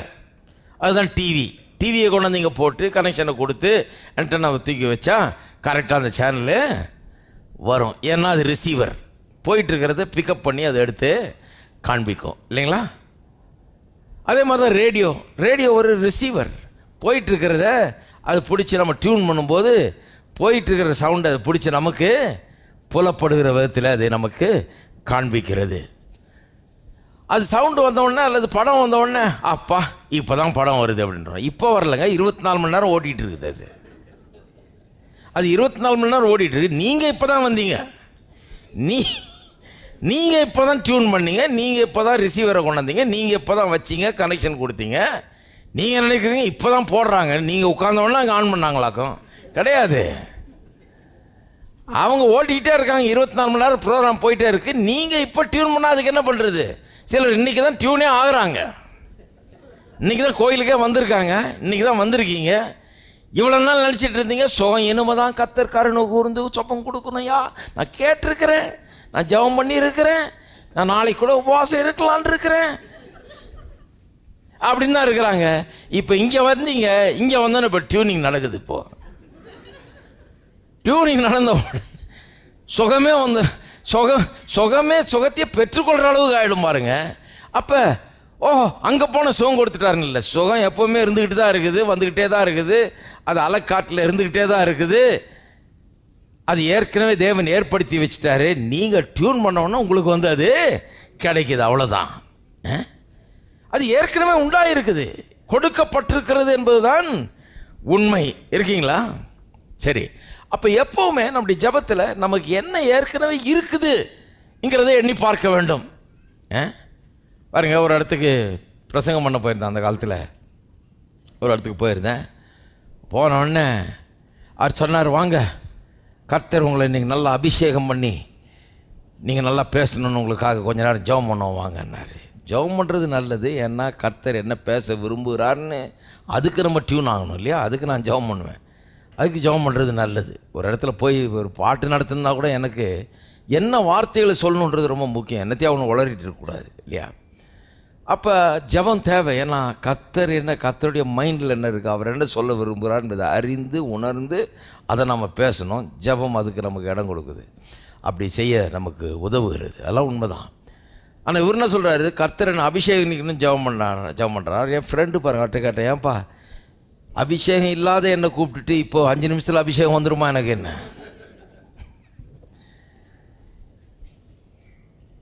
இப்போ தான் நீ ஜெபம் பண்ணி தான் எனக்கு அபிஷேகம் வரப்போகுதுன்னா, இவ்வளோ நாளில் வராத அபிஷேகம் இப்போ நீ 5 நிமிஷம் ஜெபம் பண்ண வந்துட போதா? கூட்டம் ஆரம்பிக்க போகுது, இந்நேரத்துக்கு அபிஷேகம் கூப்பிட்டுருந்தா எங்கே? நான் சொன்ன கர்த்தர் என்னை ஏற்கனவே அபிஷேகித்திருக்கிறார், அதனால தான் பிரசங்கியாராக இருக்கிறேன். அபிஷேகம் இல்லைன்னா ஓடியே போய்டுவேன் நான். இவ்வளோ ஜனங்களுக்கு முன்னால் எதுக்கு நின்று நம்ம என்னத்துக்கு என்ன பண்ணிகிட்டு இருக்கணும்? அதெல்லாம் வேலை செய்யாது இல்லையா? அபிஷேகம் இல்லைன்னா இந்த இடத்துல நிற்கவே மாட்டேன், நான் வேணான்னு போயிடுவேன். ஏன்னா இது நான் என்னால் பண்ண முடியாது. அபிஷேகம் இருக்கிறதுனால தான் இவ்வளோ பேர் வந்து கேட்குறாங்க, நிறைய பேர் டிவியில் கேட்குறாங்க, எல்லாம் பண்ணுறாங்க. ஏன்னு சொன்னால் அதை செய்வதற்கு கர்த்தர் எப்பவுமே அழைக்கும் போது ஒரு அபிஷேகத்தோடு தான் அழைக்கிறார். ஒருத்தனை கூப்பிட்டு இதை செய்யின்னு சொன்னார்னா அதை செய்யக்கூடிய ஒரு அபிஷேகத்தையும் கூடயே தர்றாரு. இப்போ நான் சொன்னேன், நீ பண்ணுற இந்த ஜபத்தில் 5 நிமிஷத்தில் எனக்கு அபிஷேகம் வந்துட போதா? இத்தனை வருஷத்தில் வராது. யோசித்து பார்க்குறது இல்லை பாருங்கள், நம்ம யோசித்து பார்க்குறதே கிடையாது. அபிஷேகம் ஏற்கனவே கொடுக்கப்பட்டிருக்கிறது. அப்போ நம்ம ஜபத்தை எல்லாம் ரொம்ப அறிவோடு பண்ண வேணும். நம்முடைய ஜபத்தில் நம்ம பண்ணுற அந்த ஜபமே நம்முடைய வாயை திறந்து ஜபத்துக்கு திறந்தோம்னாலே அதுவே நம்முடைய விசுவாசத்தை கொல்லக்கூடிய அளவுக்கு இருக்குது.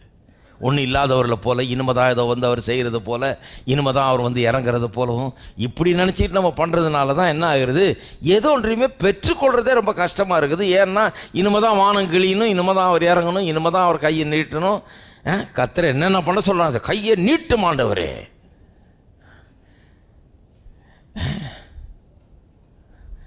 ஒருத்தர் சொல்கிறாரு, ஊழியக்காரன் கையை நீட்டினாலே எப்படி ஆகணும், காலை நீட்டினாலே. நீ காலை நீட்டுறது கையை நீட்டுறது இருக்கட்டும், அவர் அங்கேருந்து வந்து கை காலெல்லாம் ஆணி அடிக்கப்பட்டு சிலுவையில் தொங்கி சாபமாகி பாவமாகி மறித்து உயிரோடு இருந்தால் அதை பற்றி ஒரு வார்த்தை காணும். காலை நீட்டு கையை நீட்டு அப்படிங்கிறது, அப்புறம் அவரே வந்து காலை நீட்டு கையை நீட்டுங்கிறது. என்ன அவர் பண்ணியிருக்கிறாங்கிறத பற்றி கொஞ்சம் கூட கவனிக்கிறதே கிடையாது பாருங்கள். ரொம்ப வருத்தத்தக்க ஒரு காரியம். என்ன பண்ணியிருக்கிறார் என்பதை கவனித்து பார்ப்பது அவசியம். அப்போ அவர் என்ன பண்ணியிருக்கிறாராம்? சகல ஆசீர்வாதத்தாலும் நம்மை ஆசீர்வதித்திருக்கிறார். சரி, இதுக்கு திரும்ப வருவோம். ஆனால் 16ஆம் வசனம் வாசிங்க. அதே அதிகாரத்தில் 16ஆம் வசனம் அதை வாசித்து அப்படியே கொண்டாடுற திருப்பி இதுக்கு இன்னும் கொஞ்சம் விளக்க போகிறது. 3ஆம் வசனத்தை இடைவிடாமல் உங்களுக்காக ஸ்தோத்திரம் பண்ணி பவுல் அப்போஸ்தலன் ஜெபிக்கிறார் பாருங்கள். அங்கே உள்ள மக்களுக்காக, எபேசியருக்காக ஜெபிக்கிறார். இடைவிடாமல் உங்களுக்காக ஸ்தோத்திரம் பண்ணி என் ஜெபங்களில் உங்களை நினைத்து பாருங்கள். இடைவிடாமல் என்ன பண்ணுறாராம்?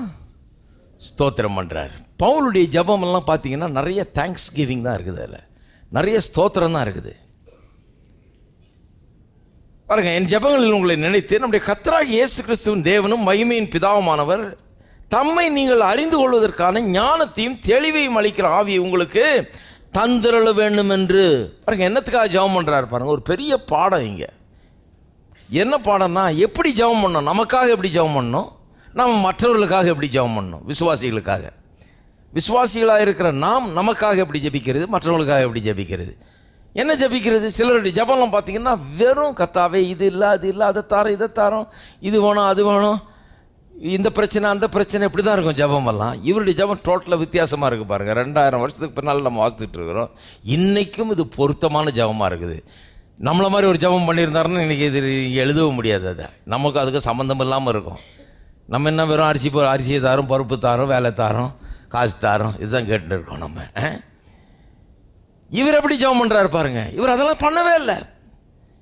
வீடு கேட்கல, வேலை கேட்கல, காசு கேட்கல, ஒன்றும் கேட்கல, சுகம் கூட கேட்கல, எதுவும் கேட்கல. எதுவும் கேட்காம என்னத்தையும் ஜெபம் பண்ணிட்டுருக்காரு. என்ன ஜெபம் பண்ணுறாரு பாருங்க.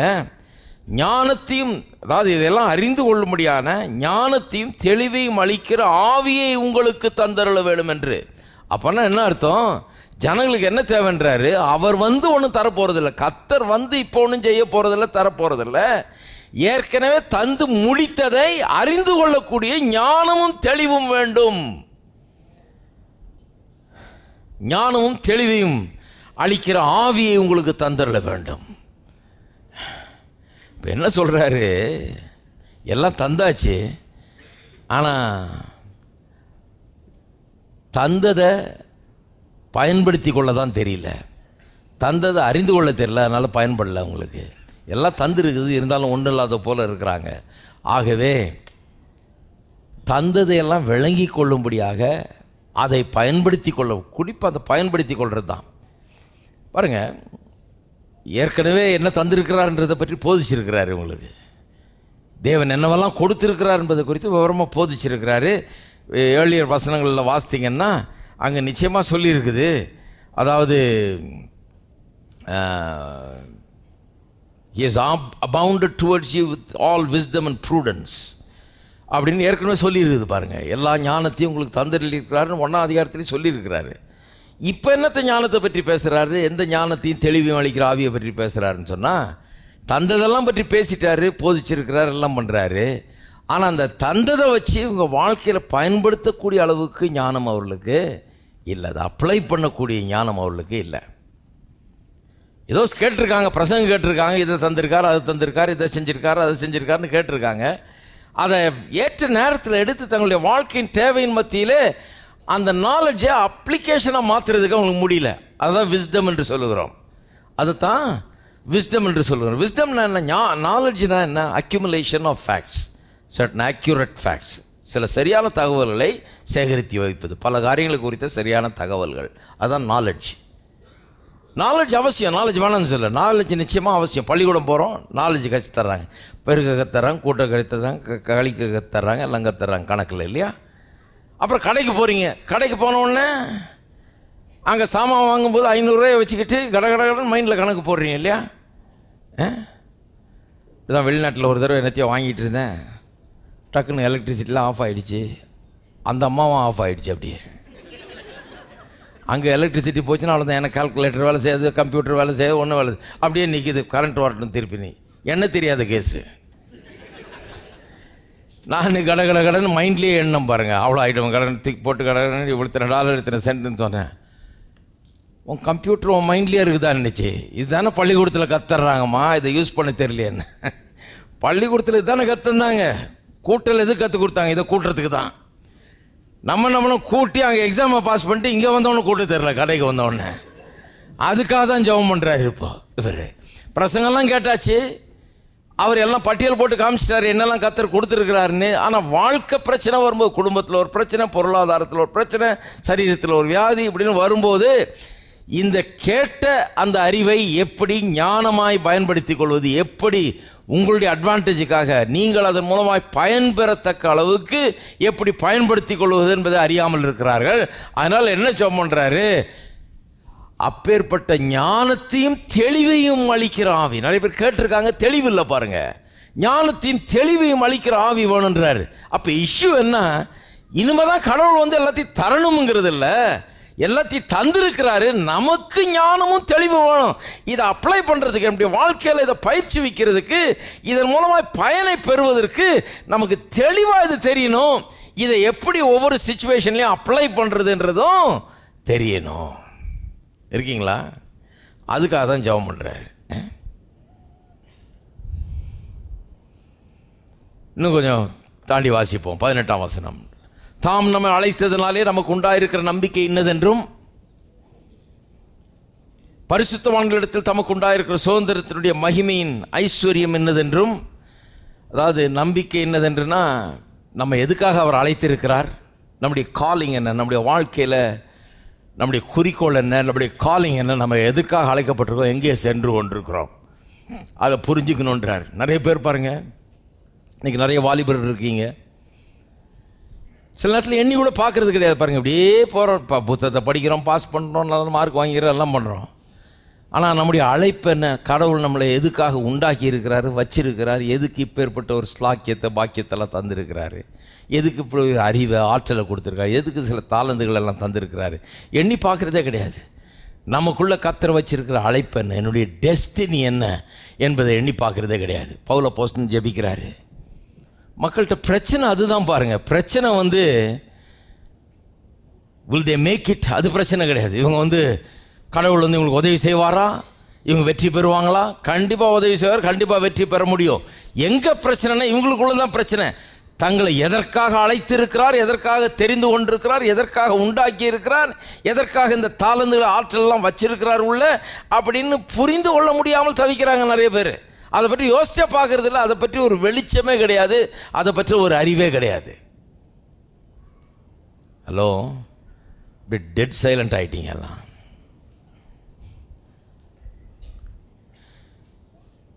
ஆனால் பயம் மட்டும் இருக்குது. எப்படி தான் வாழ்க்கையில் முன்னேற போகிறோமோ, எப்படி தான் வெற்றி பெறுவோமோ, பெறமாட்டோமோ, என்ன நடக்குமோ, ஏது நடக்குமோ.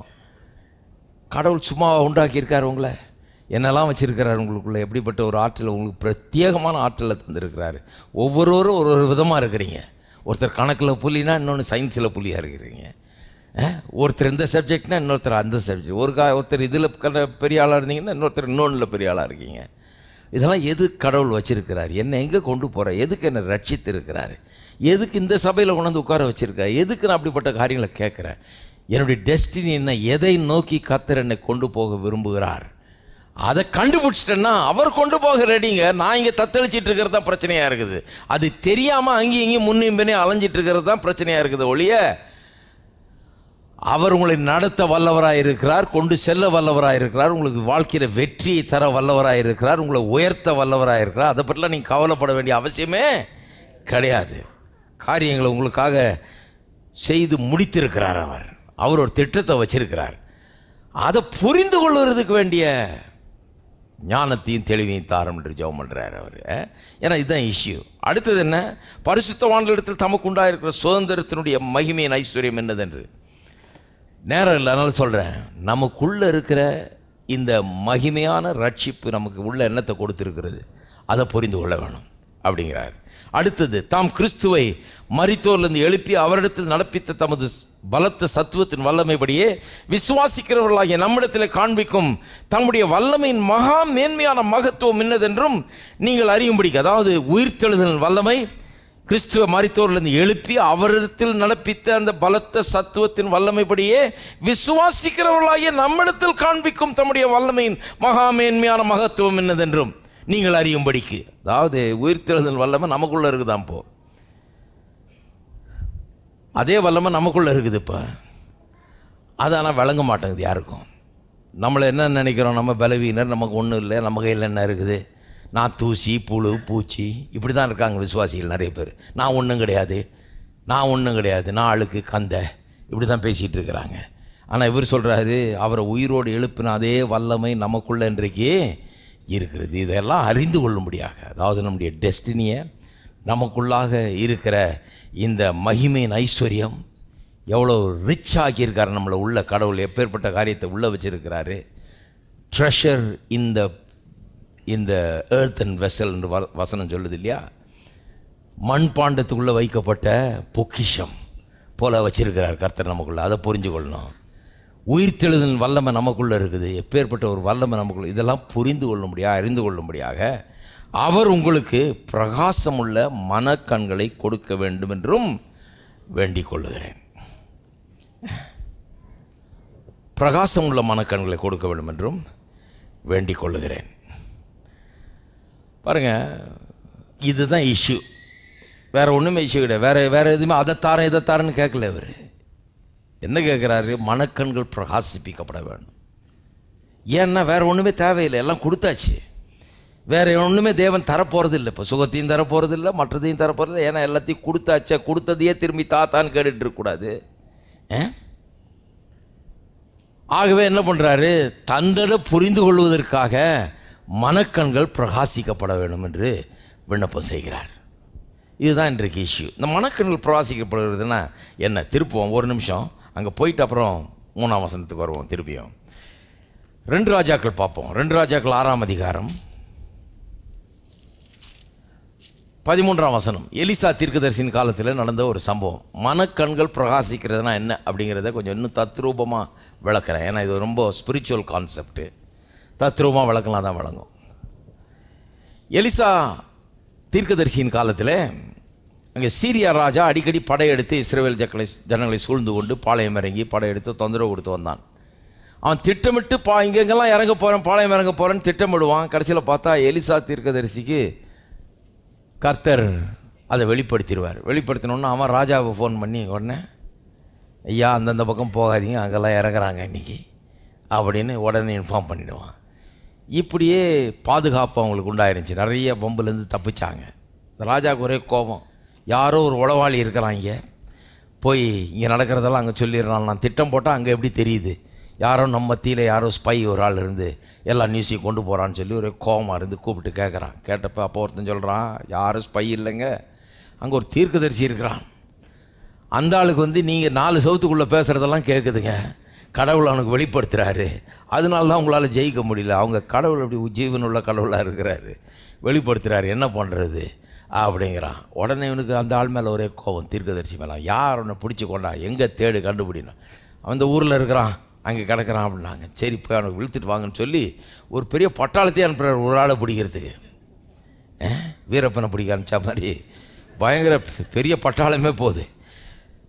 13ஆம் வசனம் பாருங்கள். அப்பொழுது அவன், நான் மனுஷரை அனுப்பி அவனை பிடிக்கும்படி நீங்கள் போய் அவன் எங்கே இருக்கிறான் என்று பாருங்கள் என்றான். அவன் தோத்தானில் இருக்கிறான் என்று அவனுக்கு அறிவிக்கப்பட்டது. அப்பொழுது அவன் அங்கே குதிரைகளையும் ரதங்களையும் பலத்த இராணுவத்தை அனுப்பினான். அவர்கள் ராக்காலத்தில் வந்து பட்டணத்தை வளைந்து கொண்டார்கள். தேவனுடைய மனுஷரின் வேலைக்காரன் அதிகாலமே எழுந்து வெளியே புறப்படுகையில், பாருங்கள் எல்லாம் வந்து சூழ்ந்துக்கிட்டாங்க. அந்த சீரியா ராஜா அவனுடைய ஆட்கள் வந்து ரதங்கள் குதிரை எல்லாம் வந்து சூழ்ந்துக்குச்சு தீர்க்கதரிசி இருக்கிற இடத்த. வேலைக்காரன் காலையில் எழுந்திரிச்சு இப்படியே வெளியே வந்திருக்கான் பாருங்கள். வந்த உடனே புறப்படுகையில் இதோ இராணுவம் குதிரைகளும் ரதங்களும் பட்டணத்தை சுற்றி கொண்டிருக்க கண்டான். அப்பொழுது வேலைக்காரன் அவனை நோக்கி, ஐயோ என் ஆண்டவனே, என்ன செய்வோம் என்றான். அதற்கு அவன், பயப்படாதே, அவர்களோடு இருக்கிறவர்களை பார்க்கலும் நம்மோடு இருக்கிறவர்கள் அதிகம் என்றான். இது எப்படி இருக்குது பாருங்கள். இவன் வெளியே போனவன் அலறி அடித்து, ஐயோ குதிரை ரதமெல்லாம் சூழ்ந்துக்கிட்டு நிற்கிதே, ஊரையே சூழ்ந்துக்கிட்டாங்க, எங்கேயும் தப்ப முடியாது, என்ன பண்ணுவோம் அப்படின்னு வந்து கேட்க, தீர்க்கதரிசி என்ன சொல்கிறாரு, பயப்படாதே, அவர்களோடு இருக்கிறவர்களை பார்க்கலாம். இவர் வேறு கணக்கு வச்சுருக்காரு. அவர்களோடு இருக்கிறவர்கள் பார்க்கலாம், நம்மோடு இருக்கிறவர்கள் அதிகம்ன்றாரு. ஆனால் அவன் திருப்பி போய் பார்க்குறான், ஒன்றும் இல்லை, நம்ம கூட யார் இருக்கா, அவங்க இராணுவம் தான் நிற்கிது, அவங்க ரதங்கள் குதிரை தான் நிற்கிது, நம்ம கூட யார் நிற்கிறா, விளங்கல இவனுக்கு. சரின்னு தீர்க்கதரிசி ஜெபம் பண்ணுறாரு அவனுக்காக. அடுத்த வசனம் பாருங்கள். அப்பொழுது எலிசா விண்ணப்பம் பண்ணி, கர்த்தாவே, இவன் பார்க்கும்படி இவன் கண்களை திறந்தருளும் என்றான். உடனே கர்த்தர் அந்த வேலைக்காரன் கண்களை திறந்தார். இதோ எலிசாவை சுற்றிலும் அக்கினிமயமான குதிரைகளாலும் ரதங்களாலும் அந்த மலை நிறைந்திருக்கிறதை அவன் கண்டான். அதை பாருங்கள். இப்போ திடீர்னு கடவுள் கண்ணை திறக்கிறாரு. அப்போ தான் இந்த ஸ்பிரிட் வேர்ல்டு அவனுக்கு தெரியுது. 2 உலகங்கள் இருக்குது பாருங்கள். ஒன்று வந்து ஸ்பிரிட் வேர்ல்டு, ஒன்று நேச்சுரல் வேர்ல்டு. இப்போ நம்ம வாழ்ந்து கொண்டு இருக்கும்போதே இப்போவே வேதவசனம் சொல்லுகிறது, கர்த்தருக்கு பயப்படுகிறவர்களை சூழ தேவதூதர்கள் பாளையம் இறங்கி இருக்கிறார்களாம். நீங்கள் பார்க்குறீங்களா தேவதூதர்களை? பார்க்குறது இல்லை. ஏன்னா அவங்க ஸ்பிரிட் வேர்ல்டில் இருக்கிறாங்க. நாம் என்ன வேர்ல்டில் இருக்கிறோம்? நேச்சுரல் வேர்ல்டில் இருக்கிறோம். கர்த்தர் நம்மோடு கூட இருக்கிறார். இப்போது நம்ம மத்தியில் இருக்கிறாருன்னு வேதம் சொல்லுது. நீங்கள் பார்க்குறீங்களா? இல்லை. ஏன்னா அவர் ஸ்பிரிட், அவர் ஒரு ஸ்பிரிட், ஒரு ஆவி உலகத்தில் இருக்கார். நாம் வந்து இயற்கை உலகத்தில் இருக்கிறோம். இந்த இடத்துலையே ஆவி உலகமும் ஃபங்க்ஷன் ஆகிட்டு இருக்குது, இயற்கை உலகமும் ஃபங்க்ஷன் ஆகி கொண்டு இருக்கிறது. மனிதர்கள் முதல் உண்டாக்கப்பட்ட போது, தேவனால் உண்டாக்கப்பட்ட மனுஷன் ஆவி உலகத்திலேயும் இயற்கை உலகத்திலே 2த்திலையும் வாழும்படியாக உண்டாக்கப்பட்டவன். ஏன்னா மனுஷன் ஆவியாக இருக்கிறான். கடவுள் ஆவியாக இருக்கிறது போல் மனுஷனும் ஒரு ஆவி. நீங்களும் நானும் ஒரு ஆவி. இந்த கூடாகிய சரீரத்துக்குள்ளே இருக்கிறோம். இந்த சரீரம் மண்ணினால் உண்டானது. ஆகவே நாம் ஒரு விதத்தில் இந்த பூமிக்குரியவர்களாகவும் இருக்கிறோம், இன்னொரு விதத்தில் நாம் வந்து ஆவிக்குரியவர்களாகவும் இருக்கிறோம். ஏனென்றால் நம்ம ஆவியாக இருக்கிறோம். ஆவி மனிதன் தான் உள்ளே இருக்கிறான் இல்லையா? அப்போ நம்ம எல்லாருக்குமே இந்த 2 பகுதி உண்டு. ஒன்று சரீர, இந்த இயற்கை பகுதி. இதில் 5 புலன்கள் இருக்குது. கண்ணு, மூக்கு, நாக்கு, வாய், நாக்கு, கண்ணு, மூக்கு, நாக்கு, அப்புறம் காது, இன்னொன்று என்ன, டச் இல்லையா? எல்லாம் இருக்குது. இதை வச்சு தான் அறிந்து கொள்கிறோம். இயற்கை உலகத்தில் 5 புலன்கள்னு சொல்கிறோம் இல்லையா? இதை வைத்து தான் அறிந்து கொள்கிறோம். ஆனால் வெறும் 5 புலன்கள் மூலமாக எல்லாத்தையும் அறிந்து கொள்ள முடியாது. கடவுள் நம்மளை உண்டாக்கலை. 6வது ஒரு அறிவை கொடுத்துருக்கிறார் கர்த்தர் நமக்கு. அது என்னன்னா ஆவியின் மூலமாக அறிந்து கொள்ள முடியாது. அப்படி தான் ஆதாமை உண்டாக்குனார். ஆதாம் வந்து அவனுக்கு கண் இருந்தது, காது இருந்தது, மூக்கு இருந்தது, நாக்கு இருந்தது, எல்லாம் இருந்தது பாருங்கள். அப்படி அறிந்து கொண்டான். ஆனால் அதுக்கு மேலாக தேவனையே அறிந்து கொண்டு தேவனோடு சம்பாஷித்து, தேவன் வந்து சாயங்காலத்தில் அவனோடு கூட உலாவினார்ன்னு இருக்குது. கடவுளோட வாக்கிங் போகிறாம கடவுளோட பேசிக்கிட்டு. அது எப்படி? ஆவியாக இருக்கிற தேவன் இந்த சரீரத்தில் வாழுகிற இந்த மனுஷனோடு கூட வந்து சம்பாஷிக்கிறார், பேசுகிறாரு. 2 பேரும் உலாவுறாங்க, 2 பேரும் ஐக்கியம் கொள்ளுகிறார்கள். எப்படி? மனுஷனும் ஆவியாக இருக்கிறான், கர்த்தரும் ஆவியாக இருக்கிறாரு. ஆனால் இவன் சரீரத்தில் இருக்கிறான். கர்த்தர் வந்து அவனோடு சேர்ந்து அவனோட சஞ்சரிக்கிறார், அவனோட உலாவுகிறார். இவனும் கர்த்தரோட சஞ்சரிக்கிறான். இப்படி இருந்தாங்களா இல்லையா? இப்படி தான் இருந்தாங்க. பாவம் வந்த உடனே உலகத்தில் என்ன ஆச்சு? பாவம் வந்த உடனே ஆவிக்குரிய விதத்தில் தேவனிடத்திலிருந்து மனுஷன் துண்டிக்கப்பட்டு போய்விட்டான். அப்போ தேவன் அறிகிற அறிவு, அந்த லைட் ஆஃப் ஆகிடுச்சு. அவ்வளோதான், முடிஞ்சு போச்சு. அந்த பகுதி இருள் ஆகிடுச்சு. கடவுள் அறிகிற அறிவு இல்லை, இருள் சூழ்ந்து கொண்டது மனுஷனை. வெறும் இந்த 5 புலன்கள் தான், கண்ணு, மூக்கு, காது, நாக்கு, இப்படி தான் போயிட்டுருக்கான். இதில் ருசி பார்த்தா தான் உண்டு. கர்த்தர் நல்லவர் என்று ருசித்து பாருங்கள்னா என்ன? அவர் ஒரு பீஸா வெட்டி வாயில் போட்டால் பார்க்க முடியாது. நல்லவர் என்று எப்படி ருசித்து பார்க்குறது? அதுக்கு ஒரு ஸ்பிரிச்சுவல் கெப்பாசிட்டி வேணும். ஆவிக்குரிய விதத்தில் தான் அவரை ருசி பார்க்க முடியும். சும்மா வாயில் போட்டு பார்க்க முடியாது. ஆனால் இப்போ அது ருசி பார்க்க தான் மனுஷன் உண்டாக்கப்பட்டிருக்கிறான். ஆனால் அந்த ருசி பார்க்குற கெப்பாசிட்டி இப்போ அவனுக்கு அது லைட் ஆஃப் பண்ண மாதிரி ஆகிப்போச்சு. அந்த கனெக்ஷன் துண்டிக்கப்பட்டு விட்டது. இருக்குது, ஒயரிங்கெல்லாம் இருக்குது, ஆனால் கனெக்ஷன் சப்ளை அங்கே வரலை, முடியல அவனால். அப்போ ஆதாம் எப்படி இருந்தவன் பாருங்கள்? கர்த்தரோடு கூட உலாவி கொண்டு பேசிக்கொண்டு சம்பாஷித்து கொண்டு இருந்தவன் திடீர்னு அவரிடத்திலிருந்து கட் ஆஃப் ஆகி வெறும் இயற்கை உலகத்தின் மனுஷனானான். ஆவிக்குரியவளை காண முடியாதபடிக்கு வெறும் இயற்கைக்குரியவளை மட்டும் காணக்கூடியவனாக, அதோடு சம்பந்தப்பட்டவனாக மாறிவிட்டான். எதன் மூலமாக? அந்த பாவத்தில் விழுந்ததன் மூலமாக. இந்த எலிசா தீர்க்கதரிசியுடைய வேலைக்காரன் ஆப்போசிட் பாருங்க. இவன் இயற்கையான காரியங்களை மட்டுமே பார்க்கக்கூடிய இந்த விழுந்து போன மனுஷனாக இருந்தான். ஆனால் கர்த்தர் அவனை கண்களை திறந்த போது அவன் மறுபடியும் இப்பொழுது ஆவிக்குரிய காரியங்களை பார்க்கக்கூடியவனாக மாறிவிட்டான். இருக்கீங்களா? இவர் ரிவர்ஸில் போகிறார். இதுவரைக்கும் ஆவிக்குரிய காரியங்களை பார்த்தது இல்லாமல் இப்போ அக்கினிமயமான குதிரைகளையும் ரதங்களையும் அவன் காண்கிறான். எலிசா தீர்க்கதரிசி சொல்கிறது உண்மை என்கிறதை அவன் உணர்கிறான். அவர் பார்த்துட்டாரு, இவன் பார்க்கல. இவனுடைய கண்கள் இப்பொழுது திறக்கப்பட்டு விட்டது. திறக்கப்பட்டு விட்டோன்னு நம்ம பலம் என்னன்னு விளங்கிடுச்சு அவனுக்கு. இதுக்கு முன்னால் எந்த பலத்தை பார்த்தான்? இவனுடைய எதிரிகளுடைய பலத்தான் தெரிஞ்சுது அவனுக்கு. அவர்களுடைய ரதங்களும் குதிரையும் தான் தெரிஞ்சுது, அவங்களுடைய பலம் தான் தெரிஞ்சுது. அதனால பயம்தான் இருந்தது. என்னைக்கு இவர்களோட யார் இருக்காங்கன்னு பார்த்தானோ, என்னைக்கு அக்கினிமயமான ரதங்களும் குதிரைகளும் ஏராளமாக வந்து சூழ்ந்து கொண்டிருக்கிறத பார்த்தானோ, அன்னைக்கு அந்த பயமெல்லாம் நீங்கி போயிருக்கோம். ஏன்னு சொன்னால் இப்பொழுது இவனுடைய பலன் என்னன்னு பார்க்குறான். நிறைய விசுவாசிகளுடைய பிரச்சனை என்னென்னா, இன்னைக்கு எதிரிகளுடைய பலம் நல்லா விளங்குது, பிரச்சனை நல்லா விளங்குது. அவங்க இப்படி பண்ணுறாங்க, இவங்க அப்படி பண்ணுறாங்க, இது தொல்லை இருக்குது, இந்த பிரச்சனை இருக்குது, இந்த நோய் இருக்குது, இந்த கஷ்டம் இருக்குது, இந்த இல்லாமல் இருக்குது, வறுமை இருக்குது, அது இருக்குது எல்லாத்தையும் பார்க்குறாங்க. நல்லா தெளிவாக விளங்குது பாருங்கள். இயற்கைக்குரிய காரியங்கள்லாம் ரொம்ப ஜனங்களில் பிரச்சனையை பட்டியல் போட சொல்லுங்கள். பெரிய போயட் மாதிரி கடகடன்னு நடிப்பாங்க. அது போச்சுங்க, இது போச்சுங்க, இது சரியாக வேலை செய்யலாம், சரியா காலில் நமத்து போச்சு, இது கையில் எப்படி ஆகிப்போச்சு, இடுப்பில் எப்படியா இருக்குதாக்கும், கொடையுதாக்கும், எல்லா பிரச்சனையும் கட கட கட கட கடன்னு வெளியே வரும். ஏன்னா அவங்களுக்கு என்ன நடக்குதுன்றதை இயற்கை ரீதியில் அப்படியே காண்கிறார்கள். ஆனால் உங்களுக்கு என்ன கொடுக்கப்பட்டிருக்கிறது, இயேசு கிறிஸ்துவின் மூலமாக உங்களுக்கு அருளப்பட்டிருக்கிறது என்னன்னு கேட்டு பாருங்கள். அது வழங்குறது தான் கஷ்டம்.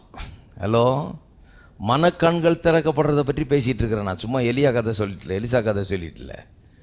மனக்கண்கள் திறக்கப்படுறது. அந்த எலிசா தீர்க்கதரிசியினுடைய வேலைக்காரனு கண்ணு திறந்தது போல நம்முடைய கண்கள் திறக்கப்பட வேணும்.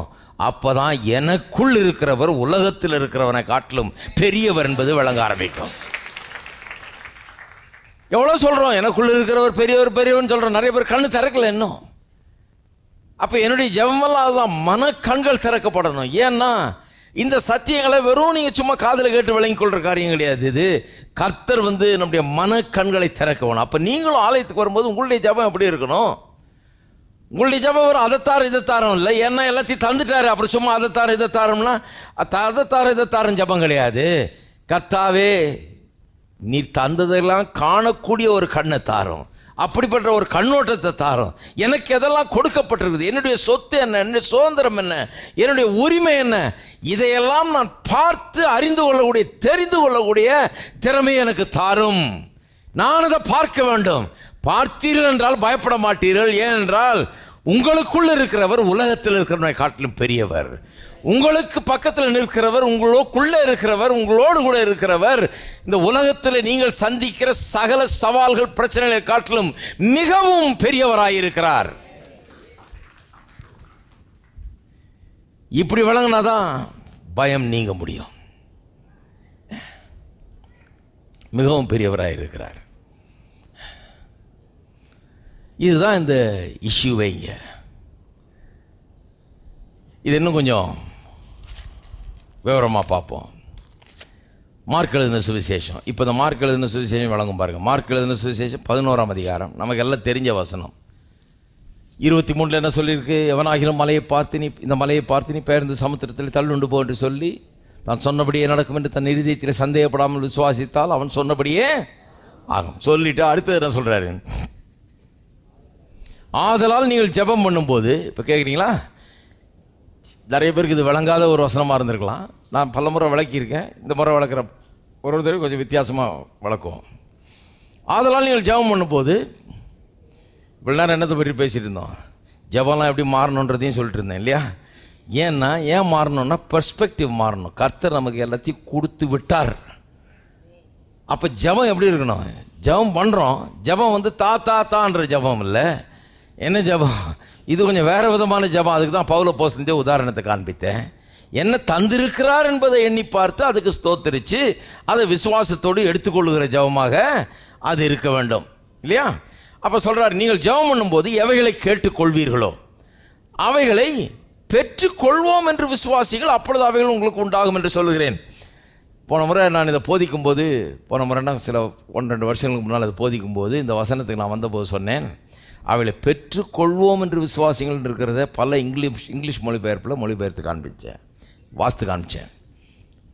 நிறைய இங்கிலீஷ் மொழிபெயர்ப்புகள் இருக்குது. அதெல்லாம் என்னென்னா ரிவைஸ்டு டிரான்ஸ்லேஷன்ஸ். அதெல்லாம் கொஞ்சம் இந்த கிங் ஜேம்ஸில் வந்த பிறகு அதுக்கப்புறம் அப் டு டேட் பண்ணாங்க. சில காரியங்கள்லாம் இப்படி சொன்னால் பெட்டரு, இப்படி தான் வந்திருக்குது ஆக்சுவலாக ஒரிஜினல்னு சொல்லி அது கொஞ்சம் மாற்றி சொன்ன டிரான்ஸ்லேஷன்ஸ். அதெல்லாம் நிறைய டிரான்ஸ்லேஷன்ஸில் வாஸ்து பார்த்தீங்கன்னா எப்படி வரும், பிலீவ் தட் யூ ரிசீவ் தம்ன்றதுக்கு பதிலாக believe that you have received தம்.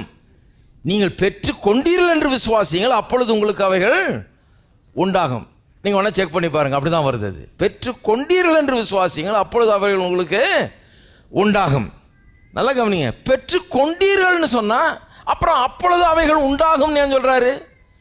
பெற்று கொண்டீர்கள்னா அதை பெற்று கொண்டாச்சே, அப்புறம் உண்டாகும்னு ஏன் பேச்சு? அதான் உண்டாயிடுச்சே. இருக்கீங்களா? இங்கே தான் இந்த ஸ்பிரிட் வேர்ல்டு நேச்சுரல் வேர்ல்டு ரெண்டையும் புரிந்து கொள்ளணும். பெற்று கொண்டீர்கள்னா எப்போ பெற்று கொண்டீர்கள்? அங்கே தான் எபேசியர் 1:3 அவசியம். சகல ஆவிக்குரிய ஆசீர்வாதங்களாலும் உன்னதங்களிலே ஆவிக்குரிய ஆசீர்வாதங்களால் நம்மை ஆசீர்வதித்திருக்கிறார். அப்போ பெற்றுக்கொண்டேன், எங்கே பெற்றுக்கொண்டேன்? உன்னதங்களிலே ஆவிக்குரிய ஆசீர்வாதங்களாலே ஆசீர்வதித்திருக்கிறார். அப்போ நான் பெற்றுக்கொண்டேன், எந்த ரீதியில் பெற்றுக்கொண்டேன்? What way how I received? In a spiritual way, in the spirit world. ஆவி உலகத்தில் ஆவிக்குரிய விதத்திலே உன்னதங்களிலே அவைகளை பெற்றுக்கொண்டேன். நீங்கள் கேட்கலாம், எதுக்கியா? நான் தான் இங்கே இருக்கிறேன், அங்கே போய் வச்சுட்டு இருக்கிறாரு அவர். இங்கே இருக்கிற எங்கள் கையில் கொடுக்காம, எங்கள் வீட்டில் வந்து கொடுக்காம அவர் கொண்டு போய் அங்கே அவங்க வீட்டில் வச்சுக்கிட்டு நீ பெற்றுக்கொண்டேன்னு விசுவாசின்றாரு. ஏன் அங்கே வச்சாரு இங்கே வைக்கல? ஏன் உன்னதங்களில் ஆவிக்குரிய ரீதியில் வச்சாருன்னா, நிறைய பேர் இந்த ஆவிக்குரிய ஆசீர்வாதங்கள்னு ஆசீர்வாதமே வெறும் ஆவிக்குரிய ஆசீர்வாதம் தான், பாவ மன்னிப்பு மோட்சம் அவ்வளோதான் அப்படின்றாங்க. கிடையாது. ஆவிக்குரிய ஆசீர்வாதங்களா ஆவிக்குரிய ரீதியில் வச்சிருக்கிறாரு. பிசிக்கல் ரீதியில் இல்லாமல், சரீர பிரகாரமான ரீதியில் இல்லாமல் ஆவிக்குரிய ரீதியில் வச்சிருக்கிறார். ஏன் அப்படி ஆவிக்குரிய ரீதியில் வச்சாரு? ஏன் உன்னதங்களில் வச்சாரு? ஏன்னா அந்த வசனமே சொல்லுது, எபேசியர் 1:3 சொல்லுது, உலக தோற்றத்துக்கு முன். எப்போ வச்சாரா? அதெல்லாம் உலக தோற்றத்துக்கு முன்னே. உலக தோற்றத்துக்கு முன்னால் நீங்கள் எந்த அட்ரஸில் இருந்தீங்க? ஹலோ, எங்கே கொண்டு வந்து உங்களுக்கு தர்றது? எப்படி உங்கள்கிட்ட அனுப்புறது? அதை உங்களுக்கு எங்கே வந்து கொடுக்கறது? ஹலோ, இன்னும் தாயின் கற்பத்தில் கூட உருவாகவில்லையே.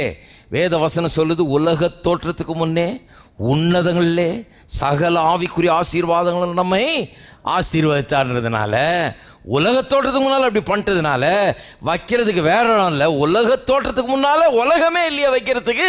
அதனால தான் சரீர பிரகாரமான உலகத்தில் வைக்கல, ஆவிக்குரிய ரீதியில் ஆவி உலகத்தில் உன்னதங்களிலே சகல ஆசீர்வாதங்களையும் வைத்து விட்டார். அதைத்தான் ஆவிக்குரிய ஆசீர்வாதம்னு சொல்லியிருக்கு. இருக்கீங்களா?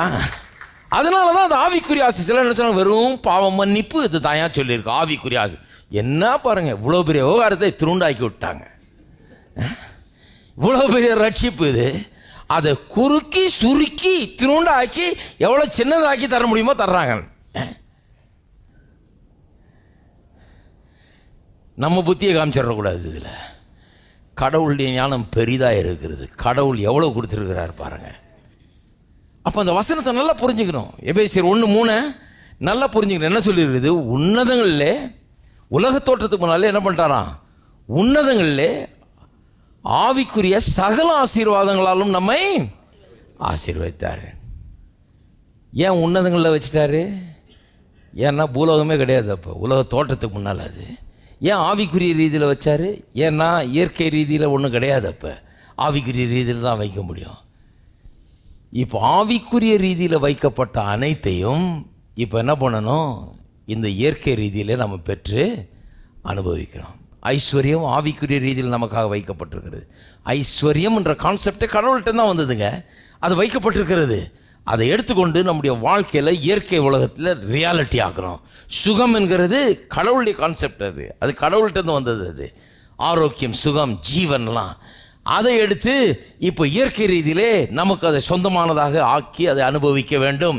எப்படி அனுபவிக்கலான்றாரு சொல்கிறாரு. நீங்கள் ஜெபம் பண்ணும்போது, ஹலோ, எப்படி அங்கே இருக்கிறத இங்கே டிரான்ஸ்ஃபர் பண்ணுறது? எப்படி பேங்க்கில் டெபாசிட் ஆகிருக்கிறத கையில் எடுக்கிறது? இங்கே போனீங்கன்னா செக் எழுதி கொடுக்கணும் இல்லையா? செக் எழுதி கொடுத்தா தான், கையெழுத்து போட்டு கொடுத்தா தான் பாஸ் கையில் வரும். அதே மாதிரி தான் ஜெபம் ஒரு செக் எழுதுகிற மாதிரி தான். நீங்கள் ஜெபம் பண்ணும்போது எவைகளை விரும்பி கேட்டுக்கொள்கிறீர்களோ, செக் எழுதும்போது என்ன பண்ணுறீங்க? உங்கள் மனைவிட்டு கேட்குறீங்க, எவ்வளோ வேணும், எவ்வளோ விரும்புகிற, 5,000 வேணும், சரி 5,000 எழுதுவோம். இல்லை 10,000 வேணும், 10,000 எழுதுவோம் இல்லையா? எவைகளை விரும்பி கேட்டுக்கொள்கிறீர்களோ அவைகளை பெற்றுக்கொண்டோம் என்று விசுவாசிங்கள். அப்படின்னா பணம் இல்லைன்னா செக் எழுதக்கூடாது. அங்கே காசு இல்லைன்னா இங்கே எழுதினா உள்ளே போயிடணும். அப்புறம் அதனால் இருந்தால் தான் எழுதணும். ஹலோ, பணம் அங்கே இருந்தால் தான் எழுதணும். எழுதாமல் எழுதக்கூடாது. அப்போ உங்களுக்கு இருக்குதா இல்லையா? 1:3 சொல்லுது, எபேசியர் 1:3 சொல்லுது, உலக தோற்றத்துக்கு முன்னாலே உன்னதங்களிலே சகல ஆசீர்வாதங்களாலும் என்னை ஆசீர்வதித்திருக்கிறார். அப்போ இருக்குது, அக்கௌண்ட்டில் இருக்குது, அக்கௌண்ட்டில் அது இருக்குது. இயேசு எப்போ அடிக்கப்பட்டவர்? அவர் மேலே அடி, நம்ம அக்கௌண்ட்டில் சுகம். அவருக்கு காயம், நமக்கு ஆசீர்வாதம் இல்லையா? அப்படி தானே வந்தது, அப்படி தான் அக்கௌண்ட்டில் போடப்பட்டது.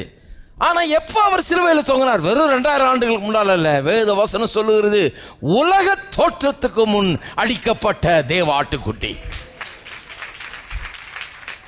சிலுவையில் இவர் தொங்கி அடிபட்டு நம்ம அக்கௌண்ட்டில் வளர்றதுக்கு முன்னாடியே, உலக தோற்றத்துக்கு முன்னாலேயே இவர் அடிக்கப்பட்ட ஆட்டுக்குட்டியாக கண்டு அப்பவே அக்கௌண்ட்டில் டெபாசிட் பண்ணி விட்டார் தேவன். அப்போ உலக தோற்றத்துக்கு முன்னாலேயே டெபாசிட் ஆகி வைக்கப்பட்டிருக்குதுங்க. இப்போ நான் செக் எழுதலாமா எழுதக்கூடாதா? அந்த காலத்தில் கென்னத்தேகின்னு ஒரு பிரசங்கர் ஒரு புக் எழுதினார் பாருங்க. அது என் வாழ்க்கையிலே பெரிய ஒரு பாதிப்பை உண்டாச்சு. புக்கு டைட்டில் என்னென்னா, write your own ticket with God. எங்கே போகணும் டிக்கெட் நீயே எழுதிக்கொன்ற அப்படியே இருக்குது.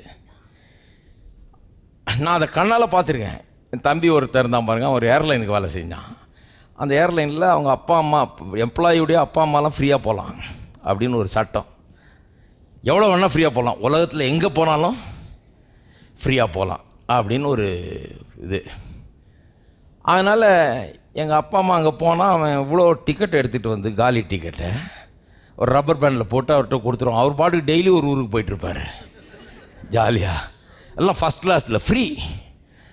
டெய்லி போய் ஏர்போர்ட்டில் இறக்கி விட்டா சாயந்தரம் போய் பிக்கப் பண்ணுறோம். அதுக்குள்ளே போய் லாஸ் ஏஞ்சலஸ் போயிட்டு வந்துடுவார். அதுக்குள்ளே ஃப்ரீ, ஒரு நியாய பைசா கிடையாது. ஏன்னா எங்கே வேணால் போகலாம். டிக்கெட்டை யார் எழுதுறதுன்னா அவரே எழுதிக்கணும். Cleveland to Los Angeles, Los Angeles to Cleveland, அவரே எழுதிக்க வேண்டிதான். இப்படியே ஒரு 10 வருஷம் அனுபவிச்சா இருப்பாருங்க, 10-15 வருஷம். அப்போ தான் எனக்கு வளர்ந்துச்சு write your own ticket with காடுன்றதுன்னா என்னென்னு வழங்க ஆரம்பிச்சது. ஓஹோ, இதுதான் ஒன்று. ஒரு ஏர்லைனில் வேலை செய்கிற ஒருவனுக்கே இவ்வளோ பெரிய ஸ்லாக்கியத்தை ஏர்லைன் கொடுக்குதுன்னு சொன்னால், அவன் குடும்பம் முழுக்க ட்ராவல் பண்ணலாம், ப்ளஸ் அவங்க அப்பா அம்மா ட்ராவல் பண்ணலான்னு கொடுக்குது. நான் சொல்கிறேன், கல்வாரி சிலுவையின் மூலமாக write your own ticket system உண்டாகிவிட்டது. Where do you want to go? நீங்கள் எதை அடைய விரும்புகிறீர்கள்? என்னவா இருக்க விரும்புகிறீர்கள்? எப்படி இருக்க விரும்புகிறீர்கள்? என்ன குறிக்கோளை கடவுள் உங்களுடைய உள்ளத்தில் வைத்திருக்கிறார்? எதை நோக்கி பயணம் செல்ல விரும்புகிறீர்கள்? எந்த இடத்துக்கு சென்று அடைய விரும்புகிறீர்கள்? Write your own ticket with God. தேவன் உங்களுக்கு நீங்களே டிக்கெட் எழுதிக்கிற மாதிரி உங்கள் விசுவாசத்தின்படியே உங்களுக்கு ஆக கடவுதுன்னு வச்சிட்டாரு. இருக்கீங்களா? அப்போ நீங்கள் ஜெபம் பண்ணும்போது எவைகளை விரும்புகிறீர்களோ அல்லது விரும்பி கேட்டுக்கொள்கிறீர்களோ அவைகள் பெற்றுக்கொண்டோம் என்று, அவைகளை பெற்றுக்கொண்டோம் என்று, அது உங்களுக்கு டெபாசிட் ஆகிருக்குதுன்னு நம்புறீங்கன்னா அது உங்களுக்கு கையில் வந்து கிடைச்சிரும். கையில் காசு இருக்குது பேங்க்கில் நம்பி எழுதுனீங்கன்னா கையில் காசு வந்து கிடைக்கும். அங்கே இல்லாமல் எழுதி பாருங்க என்ன ஆகுதுன்னு. அதுக்கு பேர் தான் பவுன்ஸ்டு செக்குன்னு பேர். போன வேகத்தில் திருப்பி உருண்டோடி உங்கள் மேலே வந்து விடும். அது திட்டோட, ஒரு ஃபைனோட. இருக்கீங்களா? எத்தனை பேர் இருக்கிறீங்க? சொல்லுங்க, ரைட் யுவர் ஓன் டிக்கெட். பக்கத்தில் இருக்க ஆளை பசங்க, ரைட் யுவர் ஓன் டிக்கெட். ஏன்னா போட்டிருக்காரு பாருங்க, அன்லிமிட்டடாக போட்டிருக்காரு. அன்லிமிட்டடாக போட்டிருக்காரு. செக்கு பவுன்ஸ் ஆக சான்ஸே இல்லை. எழுதுன்னு எழுதலாம், எழுதுகிற அளவுக்கு வந்துக்கிட்டே இருக்கும். அந்த அளவுக்கு நாம் நினைக்கிறதுக்கும் கேட்கிறதுக்கும் மிகவும் அதிகமாய் செய்கிற தேவன் நமக்காக வைத்திருக்கிறார். அப்போ பெர்ஸ்பெக்டிவே மாறணும், நம்முடைய கண்ணோட்டமே மாறணும். நான் கேட்டு இனிமே அவர் செய்கிறதில்ல, அவர் எனக்கு நினச்சி கூட பார்க்க முடியாத அளவுக்கு செய்து முடித்து விட்டார். நான் இப்போது அது எனக்கு உண்டாயிருக்கிறதுன்னு விசுவாசிக்கிறதுனால என்ன பண்ணுறேன், my faith is my response to what God has already done. நான் எதையோ அவர்கிட்ட கேட்டு உருண்டு பிறண்டு கதறி அழுது வாங்குறதில்ல. நான் கதறலாம் அழுகிறதுக்கு முன்னாடியே அவர் எனக்கு என்ன வேணும்னு பார்த்து ரெடி பண்ணி வச்சுட்டார். ஒரு தடவை உங்கள் குழந்தைக்கு ஃபீஸ் வேணும்னு உருண்டு 4 பிறண்டாக தான் கொடுப்பீங்களா நீங்கள்? ஹலோ, அப்படிப்பட்ட ஆள் இருந்தால் முடிஞ்சவன வந்து என்ன பாருங்கள்.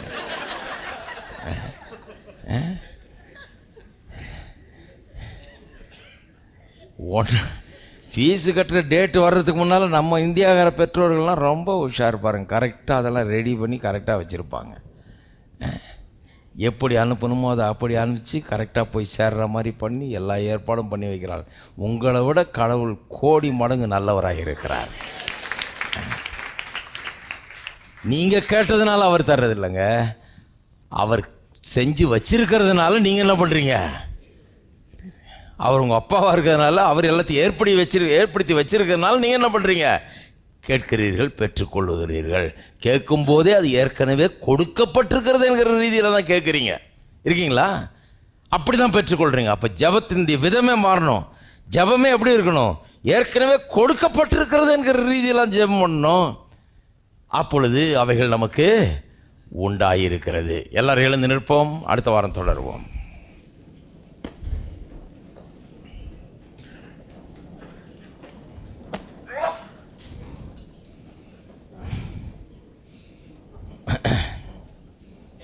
ஸ்தோத்திரம்.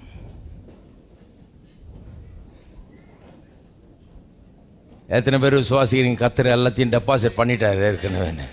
உலக தோற்றத்துக்கு முன்னாடியே உன்னதங்களிலே ஆவிக்குரிய சகல ஆசீர்வாதங்களால் நம்மை ஆசீர்வதித்திருக்கிறார்.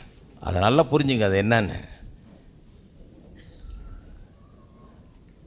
உன்னதம்னா ரொம்ப தூரத்தில் இல்லைங்க. அது ஸ்பிரிட் வேர்ல்டுனா அது ரொம்ப தூரத்தில் இல்லை. சிலர் நினைக்கிறோம் அவ்வளோ தூரத்துலேருந்து பார்சல் அனுப்பிச்சு எப்போ வந்து சேர்றது, ராக்கெட்டில் அனுப்பிச்சாலே ஆகுமே மாதக்கணக்கில்னு.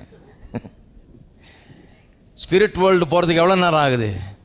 இப்போ உயிரோடு இருக்கிறாங்க, இந்த நிமிஷம் உயிர் போச்சுன்னா அடுத்த செகண்டு ஸ்பிரிட் வேர்ல்டில் இருக்கிறாங்க. அவ்வளோதான். ஹலோ, இப்போ அங்கேருந்து வர்றது எவ்வளோ நேரம் ஆகும்? இவ்வளோதான், ஒரு செகண்டு தான். அது ஒன்றும் பிரச்சனையே கிடையாது. இதெல்லாம் ஜனங்க யோசிப்பாங்க. அதனால தான் சொல்கிறேன் நான்.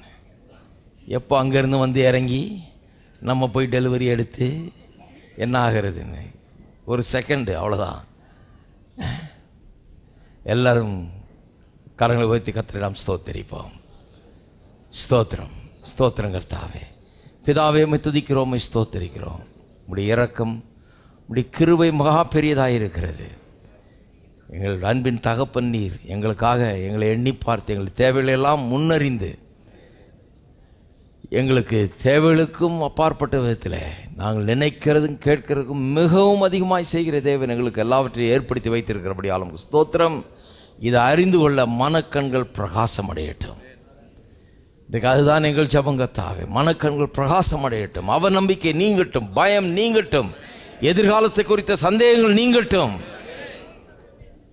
உள்ளத்தில் விசுவாசம் பிறக்கட்டும் கர்த்தாவே. கர்த்தர் எனக்காக எல்லாவற்றையும் செய்து முடித்திருக்கிறார். எனக்காக ஒரு லக்கை வைத்திருக்கிறார். எனக்காக ஒரு குறிக்கோளை வைத்திருக்கிறார். நான் அடையும்படியாக என்னுடைய வாழ்க்கையில் ஒரு லக்கை அவர் வைத்திருக்கிறார் என்பதை மக்கள் அறிந்து கொள்ளட்டும். ஸ்தோத்திரம் கர்த்தாவே, ஸ்தோத்திரம். மனக்கண்கள் திறக்கப்படுறபடியாக உமக்கு ஸ்தோத்திரம். சத்தியத்தை அறிகிற அறிவு இன்றைக்கு உண்டாகப்படுகிறாள் ஸ்தோத்திரம்.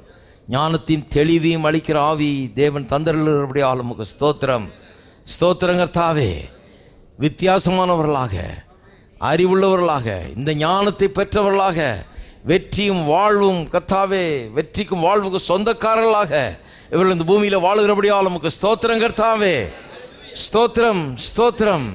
நீர் எங்களுக்காக கொடுத்த ரட்சிப்புக்காக, சுகத்துக்காக, ஐஸ்வர்யத்துக்காக, ஆரோக்கியத்துக்காக, பலனுக்காக, வெற்றிக்காக, வாழ்வுக்காக, எல்லாவற்றுக்காக உமக்கு ஸ்தோத்திரம் செலுத்துகிறோம் கர்த்தாவே. எல்லாம் எங்களுக்காக வைக்கப்பட்டிருக்கிறது. துதிக்கிறோம்.